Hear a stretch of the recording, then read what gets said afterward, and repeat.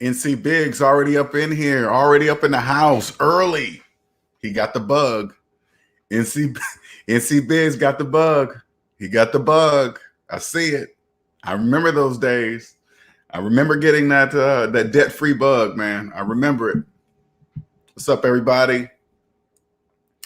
Hello, everyone. My name is LJ Young, and I am a 100% debt-free motivational speaker and personal finance educator. I help people become financially free by helping them financially see outside what I call the debt matrix. The debt matrix is a place where everybody lives that believes in credit and debt and believe in financing everything under the sun that goes down in value, wondering why they're living paycheck to paycheck, not even be able to see it, right? And it's not really their fault. You know, people in the debt matrix are there voluntarily. They don't know they don't even know they live there. Okay. They believe financing a car is normal. Everybody does it. When you hear somebody say, hey, everybody has a car note, they're only talking about everybody in their world, everybody in the debt matrix like them, right? They don't really understand that everybody doesn't finance cars. People outside the debt matrix know that's a major no-no. You never finance a car, ever, ever, ever, under any circumstances, ever. You know, you hear people, I remember when I was in the debt matrix, you hear people fight over buying versus leasing. They're two people fighting, saying, hey, it's better to do this instead of that. Serving different masters. Hey, my master does this. My master says I only can drive the car for X amount of miles, and then I'll get penalized. You know, they're fighting over who's the better master. That's people in the debt matrix do that. What's up, Quentin? Arcart, welcome. People in the debt matrix fight over who's the better master, buying versus leasing. You know, it's just crazy. It's just crazy. Anyway, welcome. If you're new to my channel, thank you. Please don't forget to hit the like button. Let me make sure I put that up right away before I get started. Get that going across the bottom there. Free 30-minute consultation scrolling along the bottom. All right. Please don't forget to subscribe. Please don't forget to hit that like button. Welcome. Oops. Man. I've also thrown in the link to the if you want to join today's show, the link's there in the comments there in the chat. You don't have to get on camera. You can just use your voice. It's totally up to you. But today, Sundays, Q&A Sundays are for you, for the people here in the SMD family. Anything to do with your personal finances, anything. It doesn't matter. Anything to do with personal finances only. I will answer. I will always have an answer for you mathematically. My answer will always be mathematically correct. Okay, that's all you need to care about. And the reason why I say that, math and money are one. If math didn't exist, we couldn't count money. We wouldn't have the ability to count money. So right there should tell you, never separate. The only thing, math and money are one. The only thing that can separate math from money are feelings. Feelings can get in there, destroy them apart, and then none of it will make any sense because a person's feelings are involved.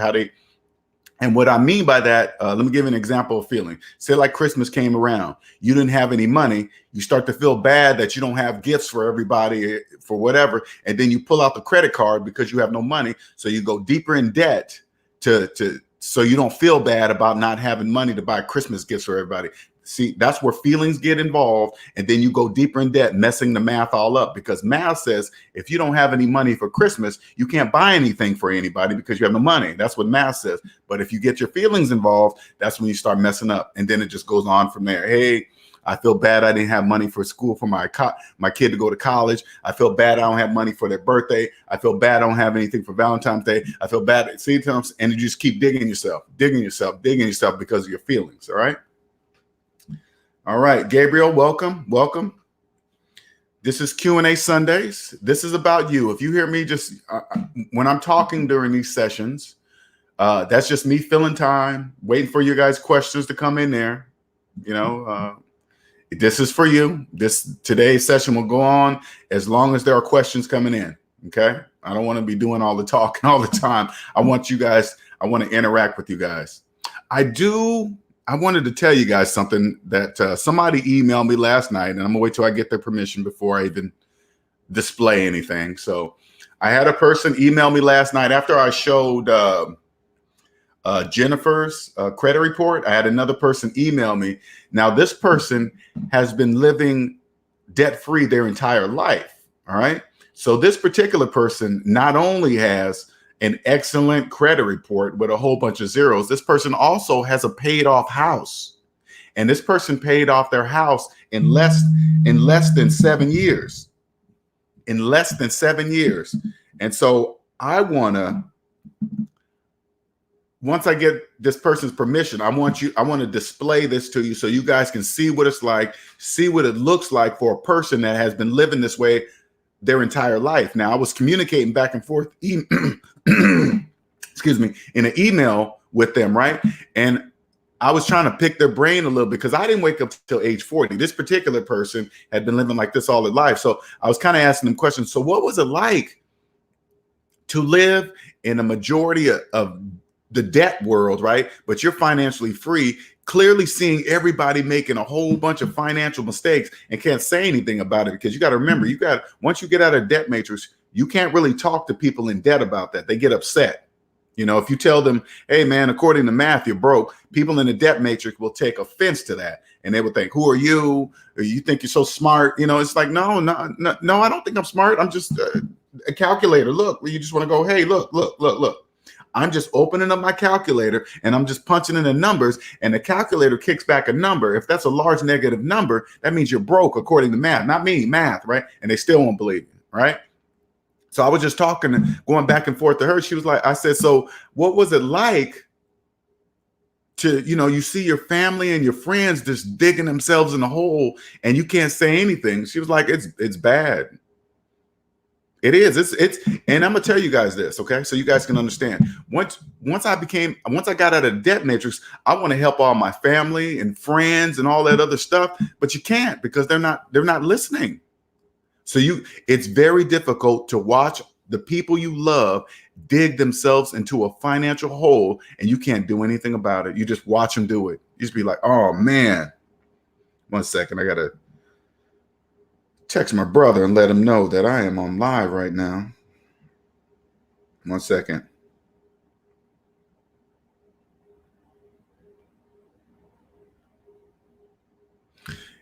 It's hard. So I was talking to her about that, and she was like, it's very difficult. So I was kind of like picking her brain to see just what was it like to, because I'm gonna tell you guys right now, I'm gonna tell you this. If I had known this in my 20s, if somebody taught me this at 18, my whole life would have been different. It would have been totally different. Totally different. It would have saved me from bad relationships. Not 100% of them, but I guarantee you this, you guys, I would not have taken any woman in my life seriously if she was deep in debt and didn't care about being in debt and didn't even know she was in debt and thought everybody was in debt. I wouldn't have took her serious. Never once out of any of my relationships before the current one I'm in right now, I never once asked to see her personal credit report. Never. That blows my mind. That blows my mind. I don't even think about that.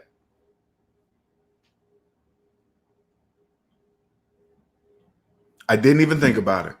That wasn't a question that popped up in my brain. Oh, she's fine. She looked good. Oh, she got her own car. No, got car payments.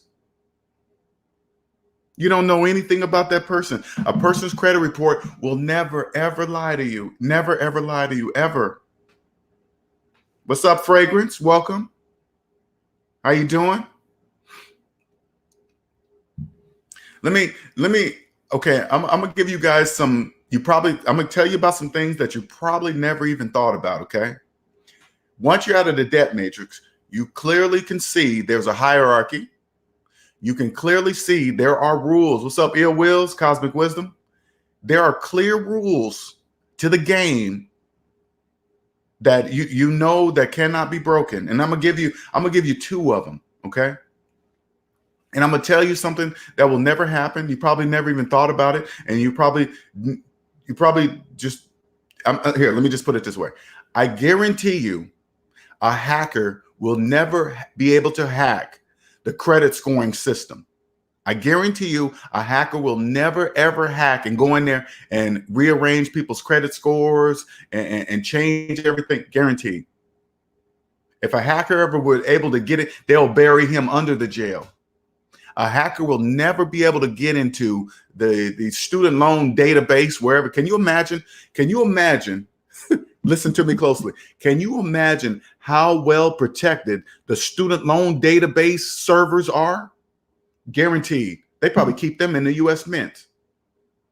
They probably keep the database servers that house everybody's student loan data, who owes what, in the US Mint Treasury below the building under security. I guarantee you no hacker will get in there. That will never happen. Never happen, ever. That's trillions of dollars. If a hacker was able to get in there and wipe out people's student loan debt records, that's $1.6 trillion. Oh no, that will never happen. Guaranteed. You notice that every time a hacker gets in, they hack the user's information, and then all of a sudden when they crack it, then guess what they do? The credit bureaus sell you protection for something that was their fault. That doesn't even make sense. And guess what? People in debt buy it. Oh, I need credit protection. You know why? Because you believe you need credit. That's why you believe you need credit protection. No, you don't. You don't even need credit. Who cares? I keep showing you guys my credit report, right? I keep showing it's all zeros. Who cares if somebody gets in there? So what? What are they going to see? A whole bunch of zeros? Who cares? My credit reports are frozen. All three of them. They're frozen. I don't need it.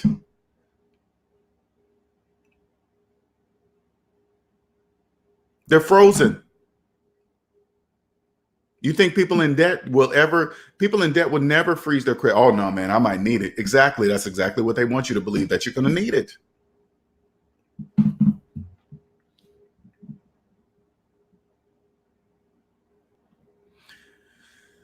Fragrance says, I'm going to get financial freedom in 2020. If you need help, reach out to me. Scrolling along the bottom there. I can help you skip a lot of steps.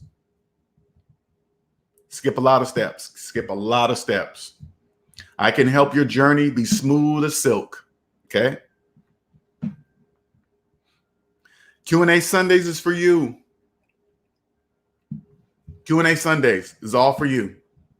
So I'm here today for you guys. So again, here's the link. If you want to join in, ask a question. If you're new to the channel, ask away. Don't be shy. Because I know I got a few SMD family members that always, comment, they interact, but I guarantee you the majority of you guys are quiet. Don't be shy. Just, hey man, just shoot your question. No question is a dumb question. Nobody here in the SMD family is going to make you feel stupid for making you feel like you should know something. You should have known this simple math. No, ain't none of that here. Only people in the debt matrix will make you feel like that. People outside the debt matrix understand why you're asking those questions, because we were all once there. We were all once in the debt matrix asking the exact same questions. It's never too late. As long as you're breathing, you can be free. Never accept of being a slave. Add up all your savings, add up all your debt. Savings minus debt equals the price of your slave papers. Let me say that one more time. Add up all your savings, add up all your debt. Savings minus debt equals the price of your slave papers. If you ever want to be free, that is your price. If you're cool with living in a negative, you're a slave. You owe somebody. You owe somebody something. That means you're a slave to that entity, that person, anything. Willie says student loans are the biggest scam in our country. Willie, I don't believe it's a scam. If I walk up, say like this, Willie. If I walk up, because I did it. I signed up for student loans. All right. Nobody forced me. Nobody put that pen in my hand to sign those papers. Nobody made me keep them for 10 years. Nobody. I did that. I could have easily said, no. Hey, if you go to college, you got to get a student loan. I didn't know to ask the question. Hey, you know what? How do I? Is there a way I can get out of this? If I don't, what happens if I don't have the money to pay the student loans back? Then you'll be paying them till you're dead. I wish somebody would have told me at 18, told me just like that. Listen, this is what I wish had happened. I wish I would have had this knowledge at 18, okay? Because you got your parents pushing you to college. You ain't gonna be nothing without college and good credit. You just hear that all your life, and you're 18. You don't realize at 18, you're the one new to earth.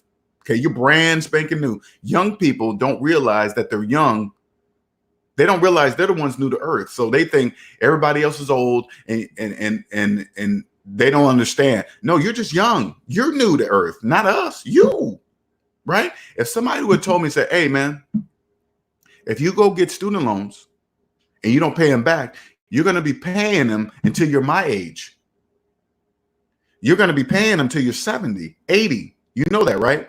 Then at 18, you'd be like, oh, no, I didn't know that. Well, you know it now. You're never going to be able to get out of them ever. You're going to die a slave if you don't pay them off. I would have thought about it.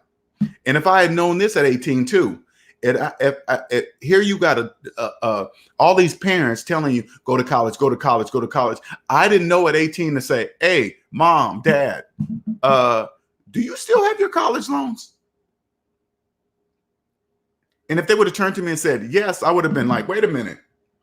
You went to college for 4 years, but your student loans are older than me? You don't take financial advice from parents that think that way. It's not their fault. Don't look at them as bad. Don't look at them as evil. Look at them as they don't know something. That doesn't make any mathematical sense. Had I known this at 18, I would have known who to ask financial advice from about college. I would have finally came across somebody and said, hey, man, if you go to college, if you need student loans to go to college and you go to college for 4 years, after you graduate and land that good job, you take up to 4 years to pay that student loan back. That's your max. You don't pay on something longer than you went to college. That doesn't even make mathematical sense. So if you went to college for 4 years, you take 4 years to pay it back. No rush. There's no rush. Even if you took 5 years, it doesn't matter. You'll be ahead of millions of people that have kept it college loans older than you. Now, if you're a kid right now, and if you've never asked your parents that question, ask them that question. Do you still have your student loans, mom or dad? If they say yes, you don't ask them anything else. You say, okay, I'm not going to take financial advice from them. That's what you do. Okay? Because it doesn't make sense. NC Biggs, I always say Biggs, LJ, after yesterday, I learned not to say anything to anyone about this because I literally was yelled at for telling the person to sell their finance car and buy a $5,000 car. They told me did everything. Of course. I'm not sure the last sentence you're saying there, NC Biggs. Of course, they started with the white man got them down and blaming their job. See what I'm saying? NC Biggs, you're going to learn to stop doing that because this is what you're going to learn. People in the debt matrix always have a reason to something caused them to be in debt. It's always a reason. It's the white man. It's my job. It's where I live. It's the sun. It's the moon. It's the stars. It's that table. It's the president. It's the congressman. It's the senator. It's always somebody but them. They will run down every single excuse in the book to why they're a slave. Doesn't matter. You're going to learn, NC Biggs. You're going to learn to be quiet. What's up, reigning woman? Good morning. Appreciate you jumping in. R. Carp says, LJ, I talked to my next door neighbor the other day, and she told me that she was afraid to pay her house because her property tax will increase if she pays it off. Only people in debt talk like that. Only people in debt talk like that. When you hear a person, because I've heard that statement many times, if I pay my house off, my taxes will go up. That doesn't even make any mathematical sense. When you hear a person say like, okay, because I know people have heard this, okay? When you hear a person say that to you, this is what I want you to say. Have you ever paid off your house? Have you ever paid off a house before? Have you ever paid off a house before? They're going to tell you no. Then you got to think to yourself, then how do you know what you're telling me right now? How do you know that? Because of what other people in debt have told them. You always, anybody that gives you financial advice, anybody, you got to remember the source. When you go to an expensive city, oh, it's expensive to live in New York, you got to ask yourself, who's saying that to me? Is it somebody that's had, when you hear, like, for example, New York is expensive, is it somebody that has had student loans for 25 years? Is it somebody buried in credit card debt? Yes, New York will be very expensive for them. Somebody that has a car note that's $700 a month, yeah, I see New York is probably expensive for them. You had your student loans are older than your children, yeah, New York is expensive for you. You're in debt. Always consider the source when somebody says things, financial things out of their mouth. What up, Almal? Almal says, I had to activate the notification just now. Okay. Yeah, if you guys are subscribing, you got to click that bell and hit all notifications, okay? Make sure you do that. If you subscribe to the channel, and so you'll get alerts right away, hit that bell and hit all notifications, okay? Cosmic Wisdom says, oh, okay, yeah, statements like that could always be corrected, so I try to help people if they are not open to it. I'm not sure if Cosmic Wisdom is talking to me or somebody else. Okay, she must be talking to. But this is what I say, okay? Let me go back to what's the name's question here. Okay, R-Carp, always do this. Always think this way. Anything that the majority do financially, you always do the opposite of what they do, okay? So if the majority of people have mortgages, you don't have a mortgage. Okay. Don't let anybody say, oh man, hold off, I'm paying off your house, you could do this other stuff. There's no better investment than a house. How do I know this? Because the majority of people call themselves homeowners while having mortgages. Why do they do that? I don't know. It doesn't matter what people in debt do. It doesn't matter what they say. It doesn't matter how they feel. They're not a homeowner. If they have a mortgage, they're not a homeowner. I guarantee you this. If you lived in that neighborhood of, let's say, like 10 people, and you're the only one that, you would be the only one. If you paid off your house, you'd probably be the only one in your neighborhood that truly is a homeowner. Now, if you're 1 out of 10, I think you're doing something right, not wrong. You're doing something absolutely right. Taxes, once you understand the tax system, you won't even be paying taxes like that. You won't pay taxes like the majority. Okay, you won't.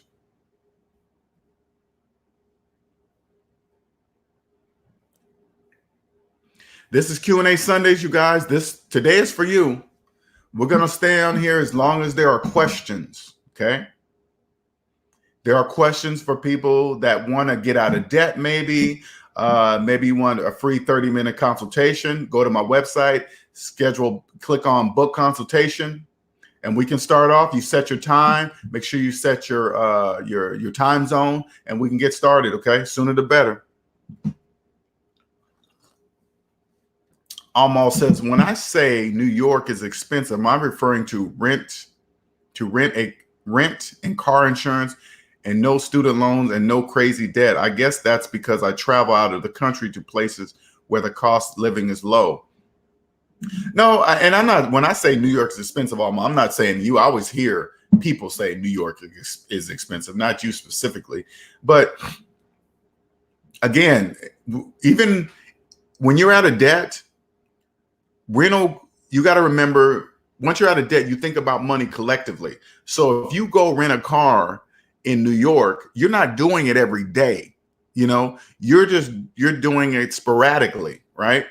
And you don't, I know you see the numbers is expensive when you see the price on the paperwork that you're signing, but overall, collectively, you divide it up on how say like you divide the cost of that rental car up by 12 months, right?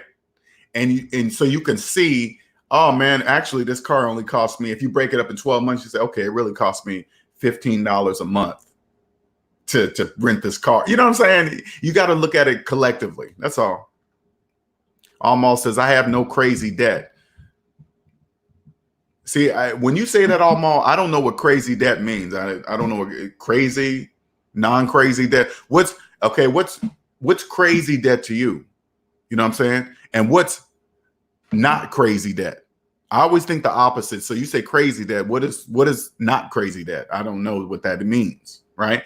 To me, debt is debt. Debt is just debt. Nothing. It's not crazy. It's not good debt, bad debt, happy debt, sad debt. It's just debt. You know what I'm saying?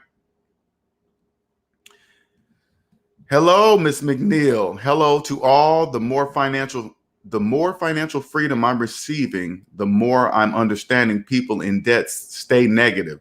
They look at me crazy for speaking financial freedom.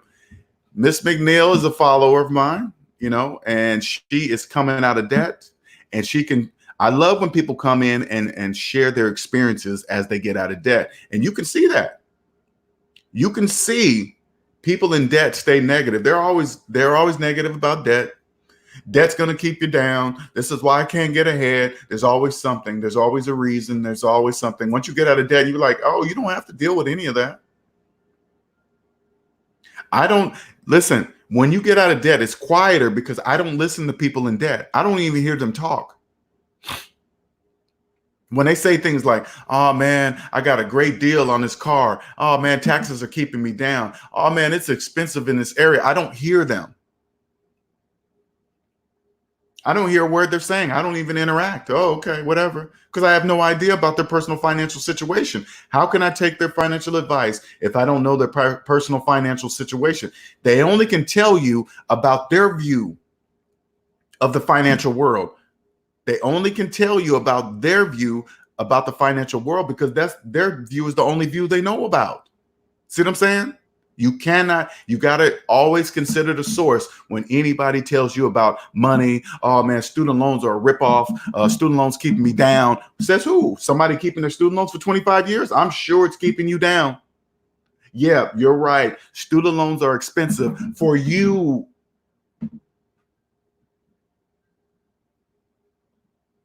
Gabriel says, I don't want to be healthy. I want to be financially free. No, you want both. Oh, no, wealthy. I said healthy. Excuse me. Wealthy. Let me tell you. Okay, let me read properly. I don't want to be wealthy. I want to be financially free. Let me tell you something because I used to say the same thing. Okay, I used to say the same thing. Wealth is not money. Wealthy means you own the time in your life. Wealthy is time. Time is the most valuable commodity on earth. It's not money, it's time. Wealthy means you own the time in your life. And if you own the time in your life, you have all the time you want to make as much money as you wish. This is what I know. Right now, I'm wealthy. At this moment, I'm wealthy. Right now, I'm working on maintaining that wealth. Maintaining that wealth is owning the time of my life. Right now, I'm only working on continuing to own the time in my life. Almost says, I guess I would consider a high amount of debt as something that you can't pay off in a couple of months. Again, according to who? Somebody making $300,000 a year? Or somebody making minimum wage at McDonald's. It counts on who you can't. This is what I want you to learn, Almal, okay? This is what I want you to do. I want you to, because I hear this a lot. People will bring up their student loan debt, right? And it might be 30,000. And this is what I hear from people. Oh, at least it's not 100,000. At least it's not 300,000. You're still in the debt matrix pool. It doesn't matter. It doesn't matter how much student loan debt you have. I'm not talking specifically to you, Alma, just in general. If you have student loan debt, you're a slave. It doesn't matter what part of slavery. It doesn't matter which part of the plantation you live on. It doesn't matter. You're still in debt. You're a slave. Oh, at least I don't live in that part of the slave camps. You're still on the slave camp land. You're still a slave. Once you get out of debt, you'll stop even talking like that, Omar. You won't. At least, well, I guess it's not as high as them over there or that person there. No, don't.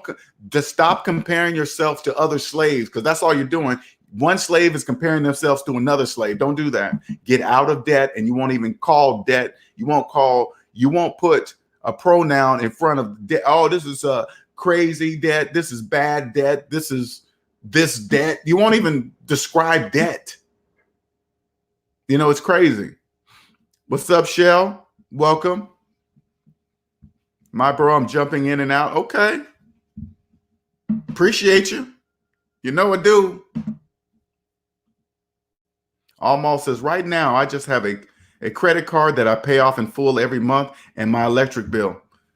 Well, if that's all you have, Almal, you're not in debt at all. You're not in any debt. I have one credit card that I pay in full every single month, no matter what I charge on it. Doesn't matter, right? I just have one. I just have one. Shell, she is definitely 1,000% debt free. For sure. Okay. I sent you an email, Shell. So you let me know, and then we can talk about that. Okay. I sent you an email. You let me know. NC Big says, people always say this to me. Student loans aren't going anywhere anytime soon. Again, those are slaves. Slaves talk like that. You know, this is what they're saying. And this is what they're really saying, NC Biggs, because I keep telling you, debt free is a different language. I'm not going to be free anytime soon, so I'm going to just continue being a slave. I'm good with it. When I hear people say that, that's what they're saying to me. Oh, man, I'm going to just continue. I'm cool with being a slave. That's all right. I got a nice car, got a nice house. I'm a slave, but that's okay. That's okay. That's cool. They don't know they're saying that, NC Biggs. They don't know that they're saying that. Else they wouldn't say it. This will help you when you're getting out of debt. You get this bug, okay? You get this debt-free bug. You get on this roll. You just want to tell everybody in the world. But you got to remember this so you don't frustrate yourself. If they knew about what you're trying to tell them, they wouldn't do it. So stop telling them. They don't know what you're saying. You guys think I'm joking when I say the language of debt free is different. It's a whole different language. They don't even understand what you're saying. Hey, you know you're not really a homeowner if you have a mortgage, right? They would look at you like you're nuts. What are you talking about? What do you mean what I'm talking about? According to math, it says until you pay back the bank owns that house. What are you talking about? Nah, my name's on the deed. They come up with these 50 million excuses of why they still believe they're homeowners. That's where you just need to stop. Stop. Once you step outside the debt matrix, you'll see, oh, that's why they think that, because we need slaves to work to do the economy, for this economy that the majority of people see. Once you step outside the debt matrix, there's a whole different economy. This invisible economy controls that one. And you say, oh, that's why people finance cars. Oh, that's why. Oh, let me get this. Hold up. Cosmic Wisdom's coming in. 1 second. I see you, Cosmic. 1 second. I'm trying not to get no feedback. 1 second here. 1 second.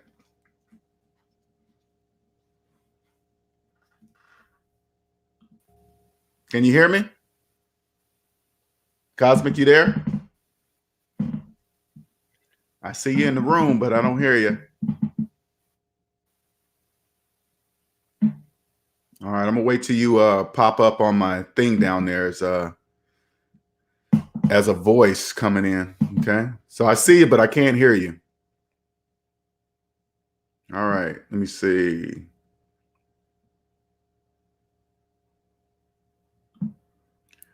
No debt-free scream, Shell says. Oh, well, just like I said, read my email, Shell, because there's a reason why you don't have a debt-free scream. Okay, why scream? What's up, Nicer? Welcome there. Let me see. Can you hear me yet?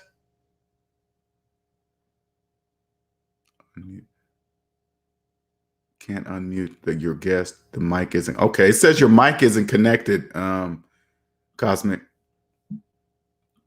Good for her.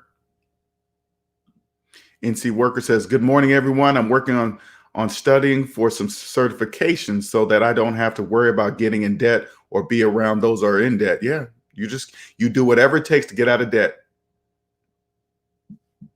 It's tough being around people in debt, speaking debt. But again, once you get out of the debt matrix, you don't really hear that kind of talk anymore. You don't pay it. I mean, you hear it, but you don't pay attention to it. You don't care. You don't hear people, hey man, you can flip this house, no money down. Just come here, come to this seminar. You get this money, and you can do this and that. And you don't even have to. You don't hear stuff like that anymore. You would never go to You would never go to seminars like that ever. You would never, anybody that gives financial advice and press the fact, I say, okay, man, you've been bugging me enough. Let me see your personal credit report. You let me see your personal credit report. I'll believe every word you're saying. You think I hear from those people? No, sir. You don't hear about those people anymore. Ill Wills is driving.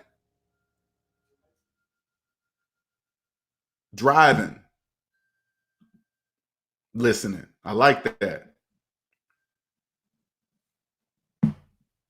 All right, cool. I appreciate it. Check it out. You let me know, Shell.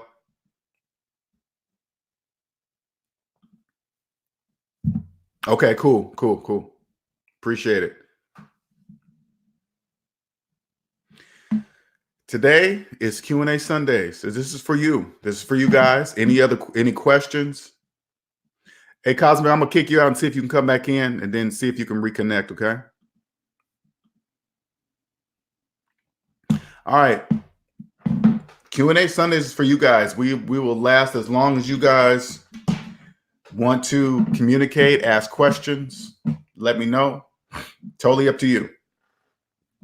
We stay on as long as you want to stay on, okay? Any other questions?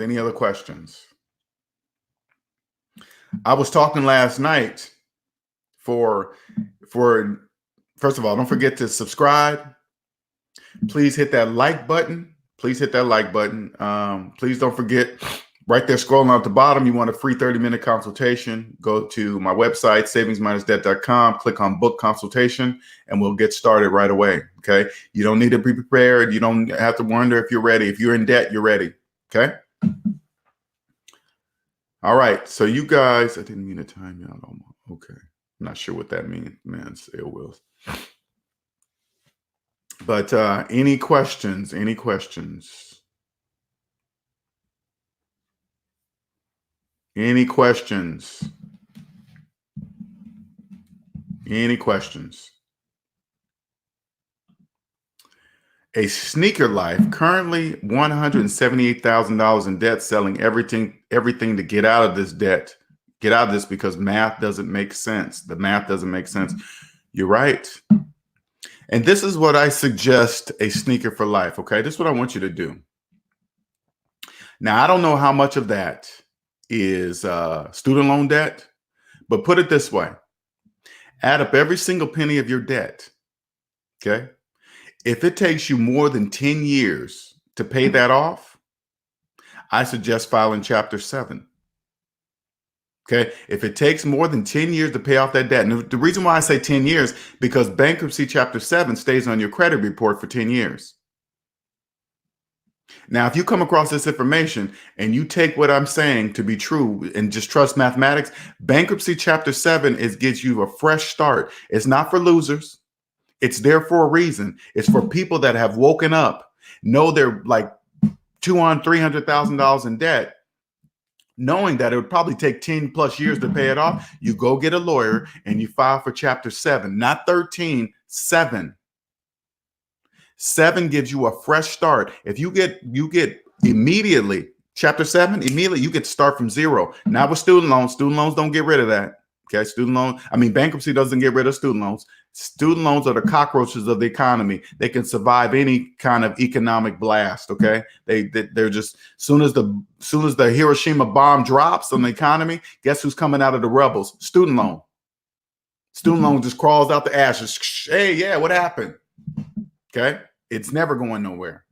Okay, so I'm saying like this: don't think people in the debt matrix think that people that file for chapter bankruptcy This is the funny thing about people in debt. They don't know people outside of the debt matrix can see them. People in the debt matrix do like this. Hey, I'm in financial trouble. And then they come across bankruptcy and then they file chapter 13 thinking, ooh, man, I get to keep my stuff. If I get to keep my stuff, nobody outside of me will know that I filed for bankruptcy. And so they believe they're hiding from people when they file chapter 13. Oh, nobody can tell that I filed bankruptcy. Yes, we can. Yes, we can. People that don't live in the debt matrix, we can see that you filed for chapter 13. We can see it. We can just hear the way you speak. Okay, you're in debt.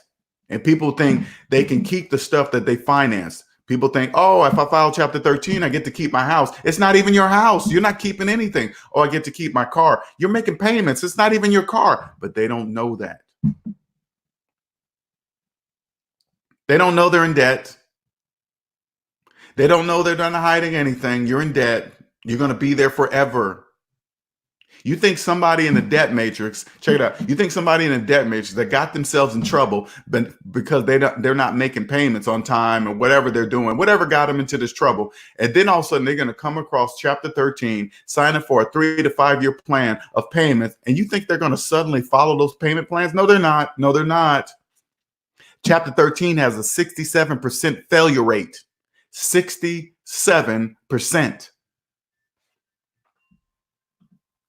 Cosmic Wisdom says, my headphone isn't acting right, but was jumping on StreamYard to talk about how I found out my neighbor is a true homeowner. Yeah, if you can, man, I would love to hear that story, Cosmic. I would love to hear that story.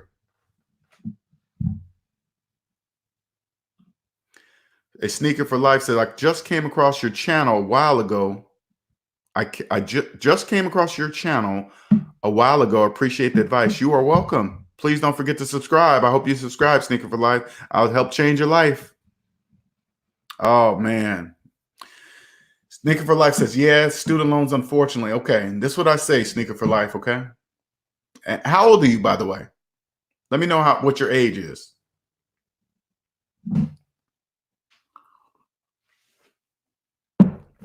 NC Big says, is it normal to have anxiety when trying to get out of debt? Yes, it is. Yes, it is, NC Briggs. Yes, it is. That's normal. You're breaking out of the debt matrix. You're trying to break away something that you've known all your life up to this day. That's what anxiety. And guess what else is going to give you anxiety too? Once you get, I keep saying this to you, NC Briggs, once you break out of the debt matrix and you come on this side, you're going to be a brand new baby in diapers, in financial diapers, because you're going to be brand new to all this. Guess what else is going to give you anxiety? Once you get out of debt, you're going to see how easy it is to become a millionaire. And you're going to be like, oh, crap. I've been messing around all these years. Oh, man, how old am I? Oh, man. And then you're going to be on overdrive because of your age. A Sneaker for Life says, okay. All right, you're 25. Let me tell you something, Sneaker for Life. Let me tell you something, okay? This is very important because they don't tell you this your age. I'm gonna tell you something that you need to take at your young age. I wish somebody would have told me. Okay. Anybody giving advice about student loans, I want you to ask them this. Hey, do you still have yours? Especially if a person's older than you trying to give you advice about student loans. You turn to them and say, do you still have yours? And if their student loans are older than you, you better not take financial advice from that person. Don't listen to them. Do not listen to them. Another thing, if you don't pay this amount of money off in student loan debt, you will be a slave until you're dead. I don't care how much it is. I know that is an outrageous amount of student loan debt. I don't care how big it is. It doesn't matter. You do whatever it takes, especially at your young age. You can pay it off. You can pay it off. Don't believe other people in the debt matrix, because if you don't, that will compound with interest and you will be paying on that student loan debt until you're dead. And I'm going to tell you one thing too. If you're deciding to pay extra, all you guys listening right now, I want you to make sure you listen to me closely when I say this. if you're wanting to pay extra on your student loan debt, you must call them first and tell them exactly what I'm about to say to you. Anything I pay extra over my normal payment, you put that on principal. This is how to know. This is how to know if you're paying on student loans and it's not going to the principal. If you're paying extra on the student loans and your due date keeps getting pushed further and further and further out, your money's going to interest. You need to call them first. I have no idea how they legally get away with this. I have no idea. But if you don't call them and tell them to put the extra money on principal, they're going to put it on interest and you're going to lose. Can you hear me? Yeah, I can hear you. Can you hear me? I can hear you now. What's going on? Man, I just wanted to share with the group a tale where my hat is the condo president. Mm-hmm. So it's a small condo. Hey, do me a favor, Cosby. Turn your click the camera to off so we can see your voice in the window. Oh, okay. Yeah. Hold on. Yeah. There we go. Okay. Okay. Okay. So we were talking about upcoming building repairs like a new roof. And it's funny because these neighbors of mine, a new roof typically costs about $10,000. So we were like, we'll just divide it by 2 and we will replace the roof of our own building. But the 3 owners in the other building, 3 divided by 10K. So me and the neighbors, we could tell by the way they were communicating that they don't have any savings to deal with repairs. So what we agreed to was just do a special assessment, and there's a group forcing the other 3 owners to save up money for their own building. Mm-hmm. But it, they were talking about the rules of FHA. Is this apartment or condo or something? Is this apartment or condo or something? What is this? A condo. Okay. Yeah, so I'm a president of a condo, and it's only 5 units. Okay. So it's a small condo, downtown. Mm-hmm. So, the neighbors were shocked that they couldn't scrape up $8,000 for a new roof if need be. So what I'm forcing the other owners is to force and save for them because they bought their house with cash. And living downtown is not cheap. Mm-hmm. So when you say it's rare to find a true home buyer, at least in my area, this is like probably the 6th true home buyer on this street. 6 that I've run into just by talking. Huh? Just by talking to my neighbor. You said you know of 6 people? Yep, 6 on my street. And how many people are actually on your street? I would say probably around 60 because it's a downtown block, so it's very congested. 6 people out of 60 that you know of. Mm-hmm. Ain't that crazy? Yeah. 6 people out of 60. And I'm glad you brought this up too. I'm glad you brought this up, Cosmic Wisdom, because what do you do in that situation if you're an owner of a condo in a building, but everybody in the building need to come up with money to do a roof? What do you do in that situation if they don't have the money? What do you do?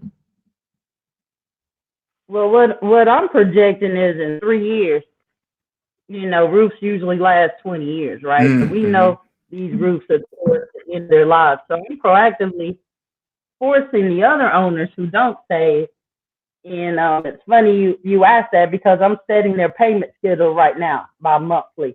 In 3 years, we're going to do a special assessment, and this is the additional payment per month. Now, this is a benefit to me and my neighbor because we already have the money set aside. So for us, it's a benefit because we get to keep our money in our accounts, earning our interest longer, and it'll force the other 3 owners for them to save for their portion. How are you doing that? Are you forcing their HOAs to go up or something? How are you doing that? I'm curious. We call it a special assessment. So a special assessment has an end date, but HOA fees just go indefinitely, and we have the lowest HOA in this city. You have because of the fact of how we. we have the lowest HOA fee Oh, in this city, gotcha. downtown. Okay. So we So what like if to they don't? keep What our if they don't? costs What low if they don't because abide by the it's special assessment? What if they say, okay, I don't care about the special assessment. I'm not. I don't have any money to pay it. So what if they do that? then I don't have to put a lien on their property. Oh, gotcha. Okay, gotcha. Yeah. Wow. Wow. I just wanted to share this tale. That's Me being crazy. a condo president of the talks I do with the other owners. So it's funny because we have a debt-free matrix building, like me and my neighbor. We're not sweating roof repairs because we save on our own anyway. But in the other buildings, I see a lot of Amazon paying boxes going over there. So they have money fair. They got some money coming from somewhere if all the Amazon boxes coming.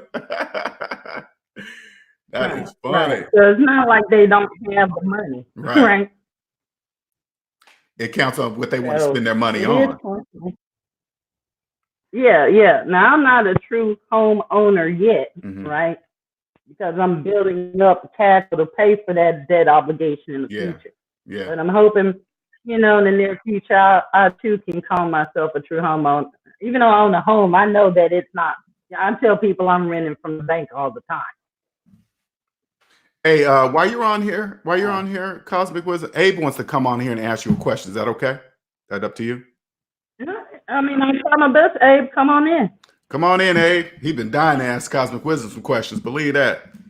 He's been soaking up all Cosmic Wisdom's and knowledge, just soaking it up like a sponge. Cosmic Wisdom turned into a star. What's going on here? You guys gonna have me start. Man, I'm gonna have to start paying Cosmic Wisdom to come on the show. It's just tales because since I do real estate investments, I manage this condo association, so I hear crazy money tales just interacting with people in my community all day long. You'll be amazed, LJ. I bet you do. Day. I bet you do. How do you keep a straight face when you hear all that stuff? Well, I'm in the corporate world, so the corporate teaches you really quick how to develop your poker face. Gotcha. So I just absorb it and just try to understand their perspective. I just sit back and listen. All right, Abe, you're on. Go ahead, as you can ask Cosmic your question. Good morning, everybody. What up, Abe? Good morning. Good morning. Nothing much. Just woke up to a treat. You're on Cosmic Wisdom. How's everything going? It's going. Just dealing with some people stuck in the debt matrix. I'm got to put them on a payment plan for them to manage their own house repairs since they can't do it amongst them three. How are you doing, Abe? I heard you had a question for me. I'll try my best. All right. Yeah. My question is, I'm currently in grad school. I have 2 more years to finish up. Definitely going to link up with LJ and have him, help me out to pay off my debt as soon as possible. And once I'm out the debt matrix, my goal is to do real estate. How do I get started? I'm reading a few books, but I just don't know what to do to get started. What is your advice once you're out of debt? What do you think I should do? What area are you from? Like, I don't know if you're in an expensive market, a cheap market. Los Angeles. Ooh, yeah, you're in an expensive market. So, you're definitely going to have to get that financial foundation together, first and foremost. I've seen a lot of people run out of money and get stuck with a half-done property fast. Since you're in Los Angeles, you may want to invest out of that market, especially being still in school. I don't know about if you're going to graduate with student loan debt, etc. But there are, I'm a member of my local real estate association, and it's called REIA. So real estate is local. Los Angeles reminds me of like DC, my hometown. I'm in Cincinnati now, so it's a very different price point. Across those two markets. So what I would say is find out what market you want to invest in and tap those local resources. and that Okay. group is REIA. It usually costs about $250 for the membership a month, It's but called that's going to give you RERA. an instant network. REIA, Real Estate Investors Association. So I would say, first and foremost, get your financial education, get your foundation before you do anything with real estate. Build that foundation first. Do you mind if you repeat that one more time? Real Estate Investment Association? Right. Also known as REIA. Most major markets have those, and that's going to give you that local insight. Like, I know about real estate, but do I know specifically about the Los Angeles market? No. I don't know if that's where you want to be in, but whatever market, if it's a major market, they all have these associations. It's a national nonprofit association. Okay. Every state, most major markets have them. Okay. So once you join that, and you decide to start looking for properties, what will be the next step in? Do you hire a realtor? Do you do it on your own, or how do you? You definitely need to hire your own realtor. Don't try to negotiate with the listing agent, because the listing agent works with the seller. You as Okay. a buyer, you need your own agent that's going to have your benefits in mind. And for investing in real estate, you want to make sure whoever realtor you work with has rental property before you even start looking at property. Before you even call, you need to learn how to evaluate property to see if it will cash flow, right? So there's some metrics for that.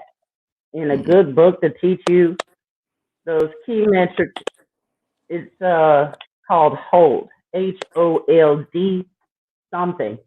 If you Google Hold real estate book, you'll see it. It'll have a yellow cover. Okay. In that book, it'll teach you not only how to evaluate properties, it also walks you through the team you need to build. One of those people is a realtor. There's other people you need to start learning with. So what you need to do is go through school, keep your debt as low as you can, start building your financial foundation to do real estate investing, and at the same time, you can start to network with those key people.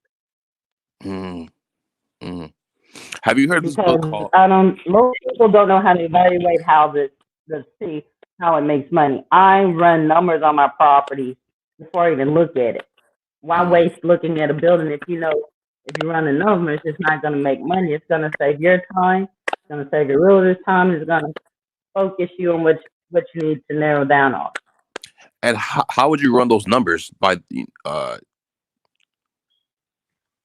why I'm saying read the book. Okay. If you want me to walk you through how to evaluate numbers, like Linnell said, you may have to pay me to do that. Or you can read the book. You're going to have to do the work. Building work requires work, guys. Nobody's going to sit you down and tell you exactly how to crunch numbers. Because if we got to sit you down and crunch numbers, that's telling us that you're not serious about building your wealth. Right. Yeah. That's all you're telling your realtor and anybody else you meet. Yeah. Right?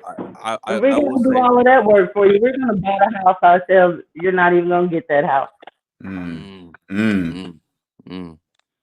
So you're going to have to learn by reading. See that real advice, Abe? That's the real advice. That's the debt-free, I know. real advice. That's what you want. That's what you want. Somebody straight up, just like it. I'm just telling you, yeah. And as a real estate investors, we don't have patience to walk people through, because this is basic stuff you can learn. So you come to people saying that, you've already lost your credibility with us, because they're letting us know you can do your own basic research. Yeah. So how can we take you seriously in business? Yeah. Damn. Hey, Abe, don't that sound harsh? Nope, she's just talking mathematics. That's it. She ain't being harsh. She's just talking mathematics. That's it. I mean, it's hurting me a little bit. I'll take it. Yeah, if I'm hurting you now, I appreciate that, because real estate is a cold beast. Yeah, it is. It's Mm. really cool. Mm. There's a lot of money involved. Mm. So that's what I'm saying. Before you look at houses, you got to know how to crunch numbers and evaluate the property. Don't even look at the property before I even look at a house. I know how much potentially it's gonna make me before I even look at it. Before I even call my realtor, I do all of that. Mm. Mm. You know, Mm. that's the key thing of building wealth, guys. Build your financial education. You shouldn't depend on your realtor and nobody else to tell you how much money you're gonna make off the Mm. investment. That's Mm. you as the owner Mm. doing your due diligence. Mm. Right? That's Because really otherwise, you're not going to have an intelligent discussion with your realtor. Because now you're just being spoon fed whatever they want to feed you. Right? And here's another free tool since you're interested about checking numbers. It's called Deal Check. DEALCHECK. DealCheck.io. That is a tool that I use personally to run my numbers on a given property. Now Do you you'll mind? look at these numbers. Do you mind if you repeat that one more time? Mhm. You were breaking up a little. Do you mind if you repeat that one more time? You were breaking up. throw that in the chat room, Cosmic. Throw that in the chat room. Throw that in chat so everybody can I can put actually it see it. in. Remove the spaces. Yeah, remove the spaces, and that's the website. Linnell, I'm not a mod, so I can't put that in as a URL. But it's DealCheck.io without the spaces. Gotcha. Okay. Gotcha. Now, So it's Bill Abe, Check. But you still need to research because it's going to show you numbers that you may not know what they mean, Okay. right? Yeah. So still that financial education, Abe, you're not going to be able to get away from that. Yeah. Like things such as cut rate, cash on cash return, debt to owner ratio. So these terms I'm throwing at you, until you know what those numbers mean and how it's calculated, that's what I'm saying. Build your financial education, because what you don't want to do is buy a property and then run the numbers. It's easier to buy something than to sell it. Mm. So that's why I run numbers before I even look at a property. Because if the numbers don't make sense, why look at the property? But most people want to look at property and then jimmy rig the numbers to make it make sense. That's what you don't want to do. Okay? Wow. So I know that was harsh, but I don't want you to get into this area without having that clarity. Basics. Because Yeah. that buying a house and fixing a house can be thousands of dollars. So you want to have a good sense of what you walked into before you buy anything. Yeah. Okay. And I spoke to a few people in terms of buying property. Like some people say you buy property from the actual owners. Some people say you buy on property from the banks. It all depends on what you're trying to do with the property, right? Or is there's not a one way to purchase property? No, there's many ways to purchase property. You can do all of the above. But if the numbers don't make sense, it won't make sense.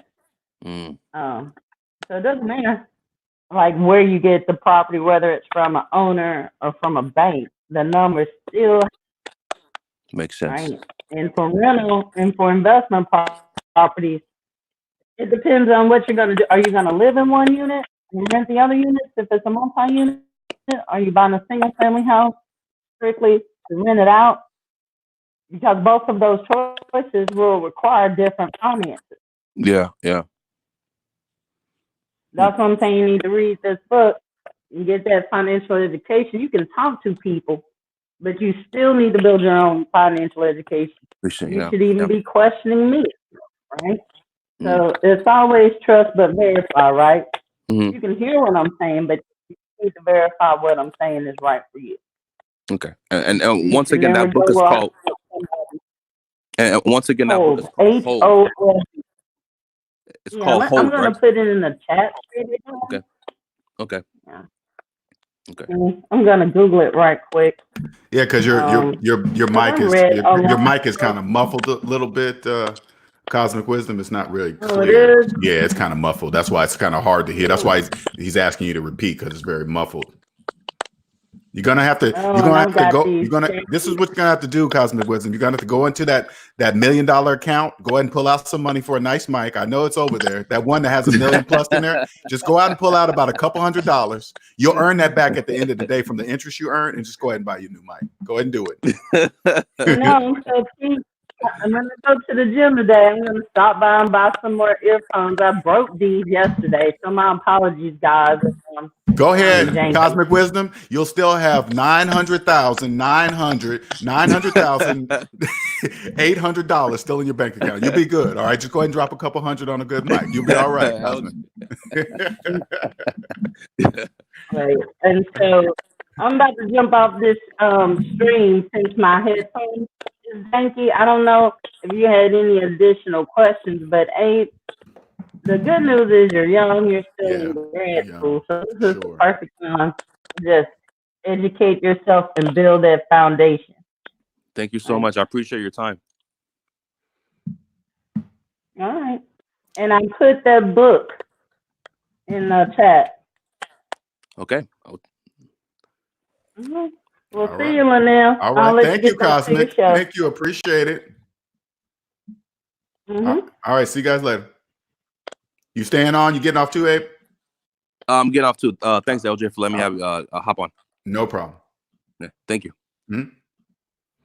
All right. Let me go back to, and thank you all. Always appreciate it, Cosmic Wisdom.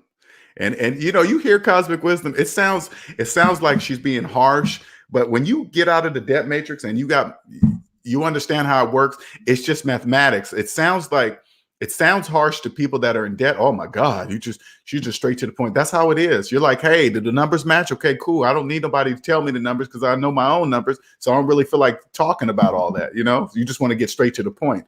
And that's what it is. Let me go back to, I want to come back to Sneaker for Life for a minute. Now, here you are, man. You're 25. First of all, you're young. Okay. You're young. And I'm gonna put this in a way so you can understand at your young age. If you do whatever it takes right now to pay off every single penny of that student loan debt, you will be financially ahead of 45 million people that have not. There's $1.6 trillion in student loan debt right now, right? That's 45 million people. If you pay yours off right now at your young age, you would be financially ahead of 45 million people in student loan debt. Okay. And if you're a person right now that has student loan debt, you're afraid to look at the amount and you're deciding to throw in a few extra $100 more per month, you better make sure you call the student loan place first, because they're taking that extra money and putting it towards interest. How do you know if this is happening to you? Again, if your due date keeps getting pushed further and further and further out. So say you put on this month in January, you put a couple more $100 over your monthly amount of your normal student loan debt payment, and you get the next statement that comes in, but it says, oh, your student loan payment is not due till March instead of February. They're putting your money into interest. You need to call them first and say, don't do that. Okay. 14,000 in interest just since 2017. We're 3 years in. There are people, Sneaker for Life, there are people that have student loan debt since they were your age and they're my age now. Can you imagine the interest that they have accumulated over years of a lifetime? You don't want to be that person. You don't want to be 50. Because if you didn't pay your student loan debt all the way up to my age, can you imagine how much interest will be earned since that age? Oh yeah, you don't want to be that. You don't want to be that person.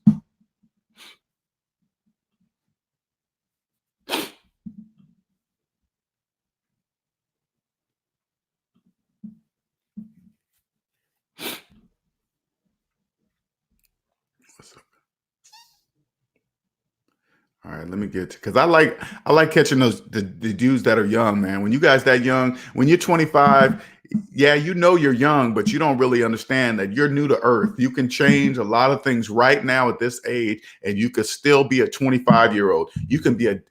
You have no idea how more fun your life will be at 25 debt free. And I tell you this, once you become debt free, you're going to avoid a lot of unnecessary relationships in your life. I promise you, because you will never take anybody seriously, any woman in your life seriously, if she's deep in debt and you're not. Oh no, especially if you did what it takes to pay off $178,000 in student loan debt, and you come across a fine woman that she's about the same amount in student loan debt, but she believes she'll never pay it off, you'll be like, oh yeah, there's no reason for us to be together. Sorry. What's up, Mazda? My Mazda, welcome. What's going on? Sneaker for Life threw that in there. A Sneaker Life, excuse me. NC Big says, Cosmic Wisdom, I have a question, but I'm not asking you nothing until I'm debt free. Yeah, you know what, NC Biggs, that's good, man. Get to the point. I tell you this, if you get to the point to where you did what it takes to become financially free, Cosmic Wisdom will know that you're serious because you've done what it takes to become free, just to even understand the basics of what she's talking about. If you're in debt, you're not going to really understand what she's saying. You're not going to get it, why she's doing what she's doing, because there's so many people out there that are not debt free and are in the same game as Cosmic Wisdom. They're in the same game, but they're doing it with debt. They're only going to come from a debt perspective. Whether they know this or not is 100% irrelevant to math. It doesn't matter what they think. Mathematics, okay? Always trust it.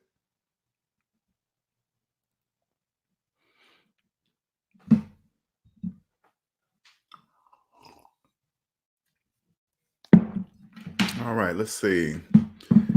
A Sneaker Life says, would you recommend saving up the loan amounts and pay in full, or just pay more for each month? This what I want you to do, Sneaker for Life. See my website scrolling at the bottom?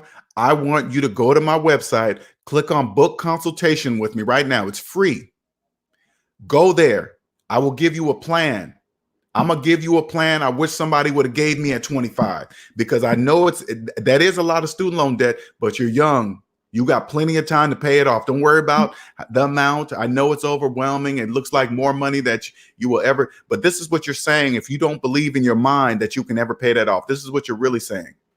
I don't believe throughout my entire life that I will ever earn $178,000 through my entire life until I'm dead. People that keep student loan debts that long, that's what they're saying. They don't know they're saying that, but that's what they're saying. I'm choosing to be a slave until I'm dead, because if you don't pay it off, you're a slave. I don't care how you're dressed. I don't care if you're wearing Gucci, Prada, you got red bottoms on. You're just a slave with red bottoms on. You go on vacation, you go kick it with your boys in Vegas. You're just a slave in Vegas kicking it. Slaves got to come back to the plantation. You got to come back home. You got to come back. And if you run, they're going to send out the hound dogs. The hound dogs are debt collectors. They're the hound dogs. They'll find you. Nobody's getting away with not paying student loan debt. Nobody's getting away with it. Cosmic Wisdom says, no problem. Wasn't trying to be mean, Abe, but want you to be aware that real estate without running numbers can be dangerous. Yeah. And when I hear Cosmic Wisdom speak, I don't think she's being rude. When you get out of debt, you don't really listen to feelings in it. You just listen to, is what she's saying make mathematical sense? Yeah, then it's not rude. It's just math. James Stokes says, my loans were $16,000. I deferred them for years. It's at $27,000 now. I listened to you. I started paying them 3 months ago. Thank you. You made me see the light. Hey, man, James, I appreciate you sharing that with us too.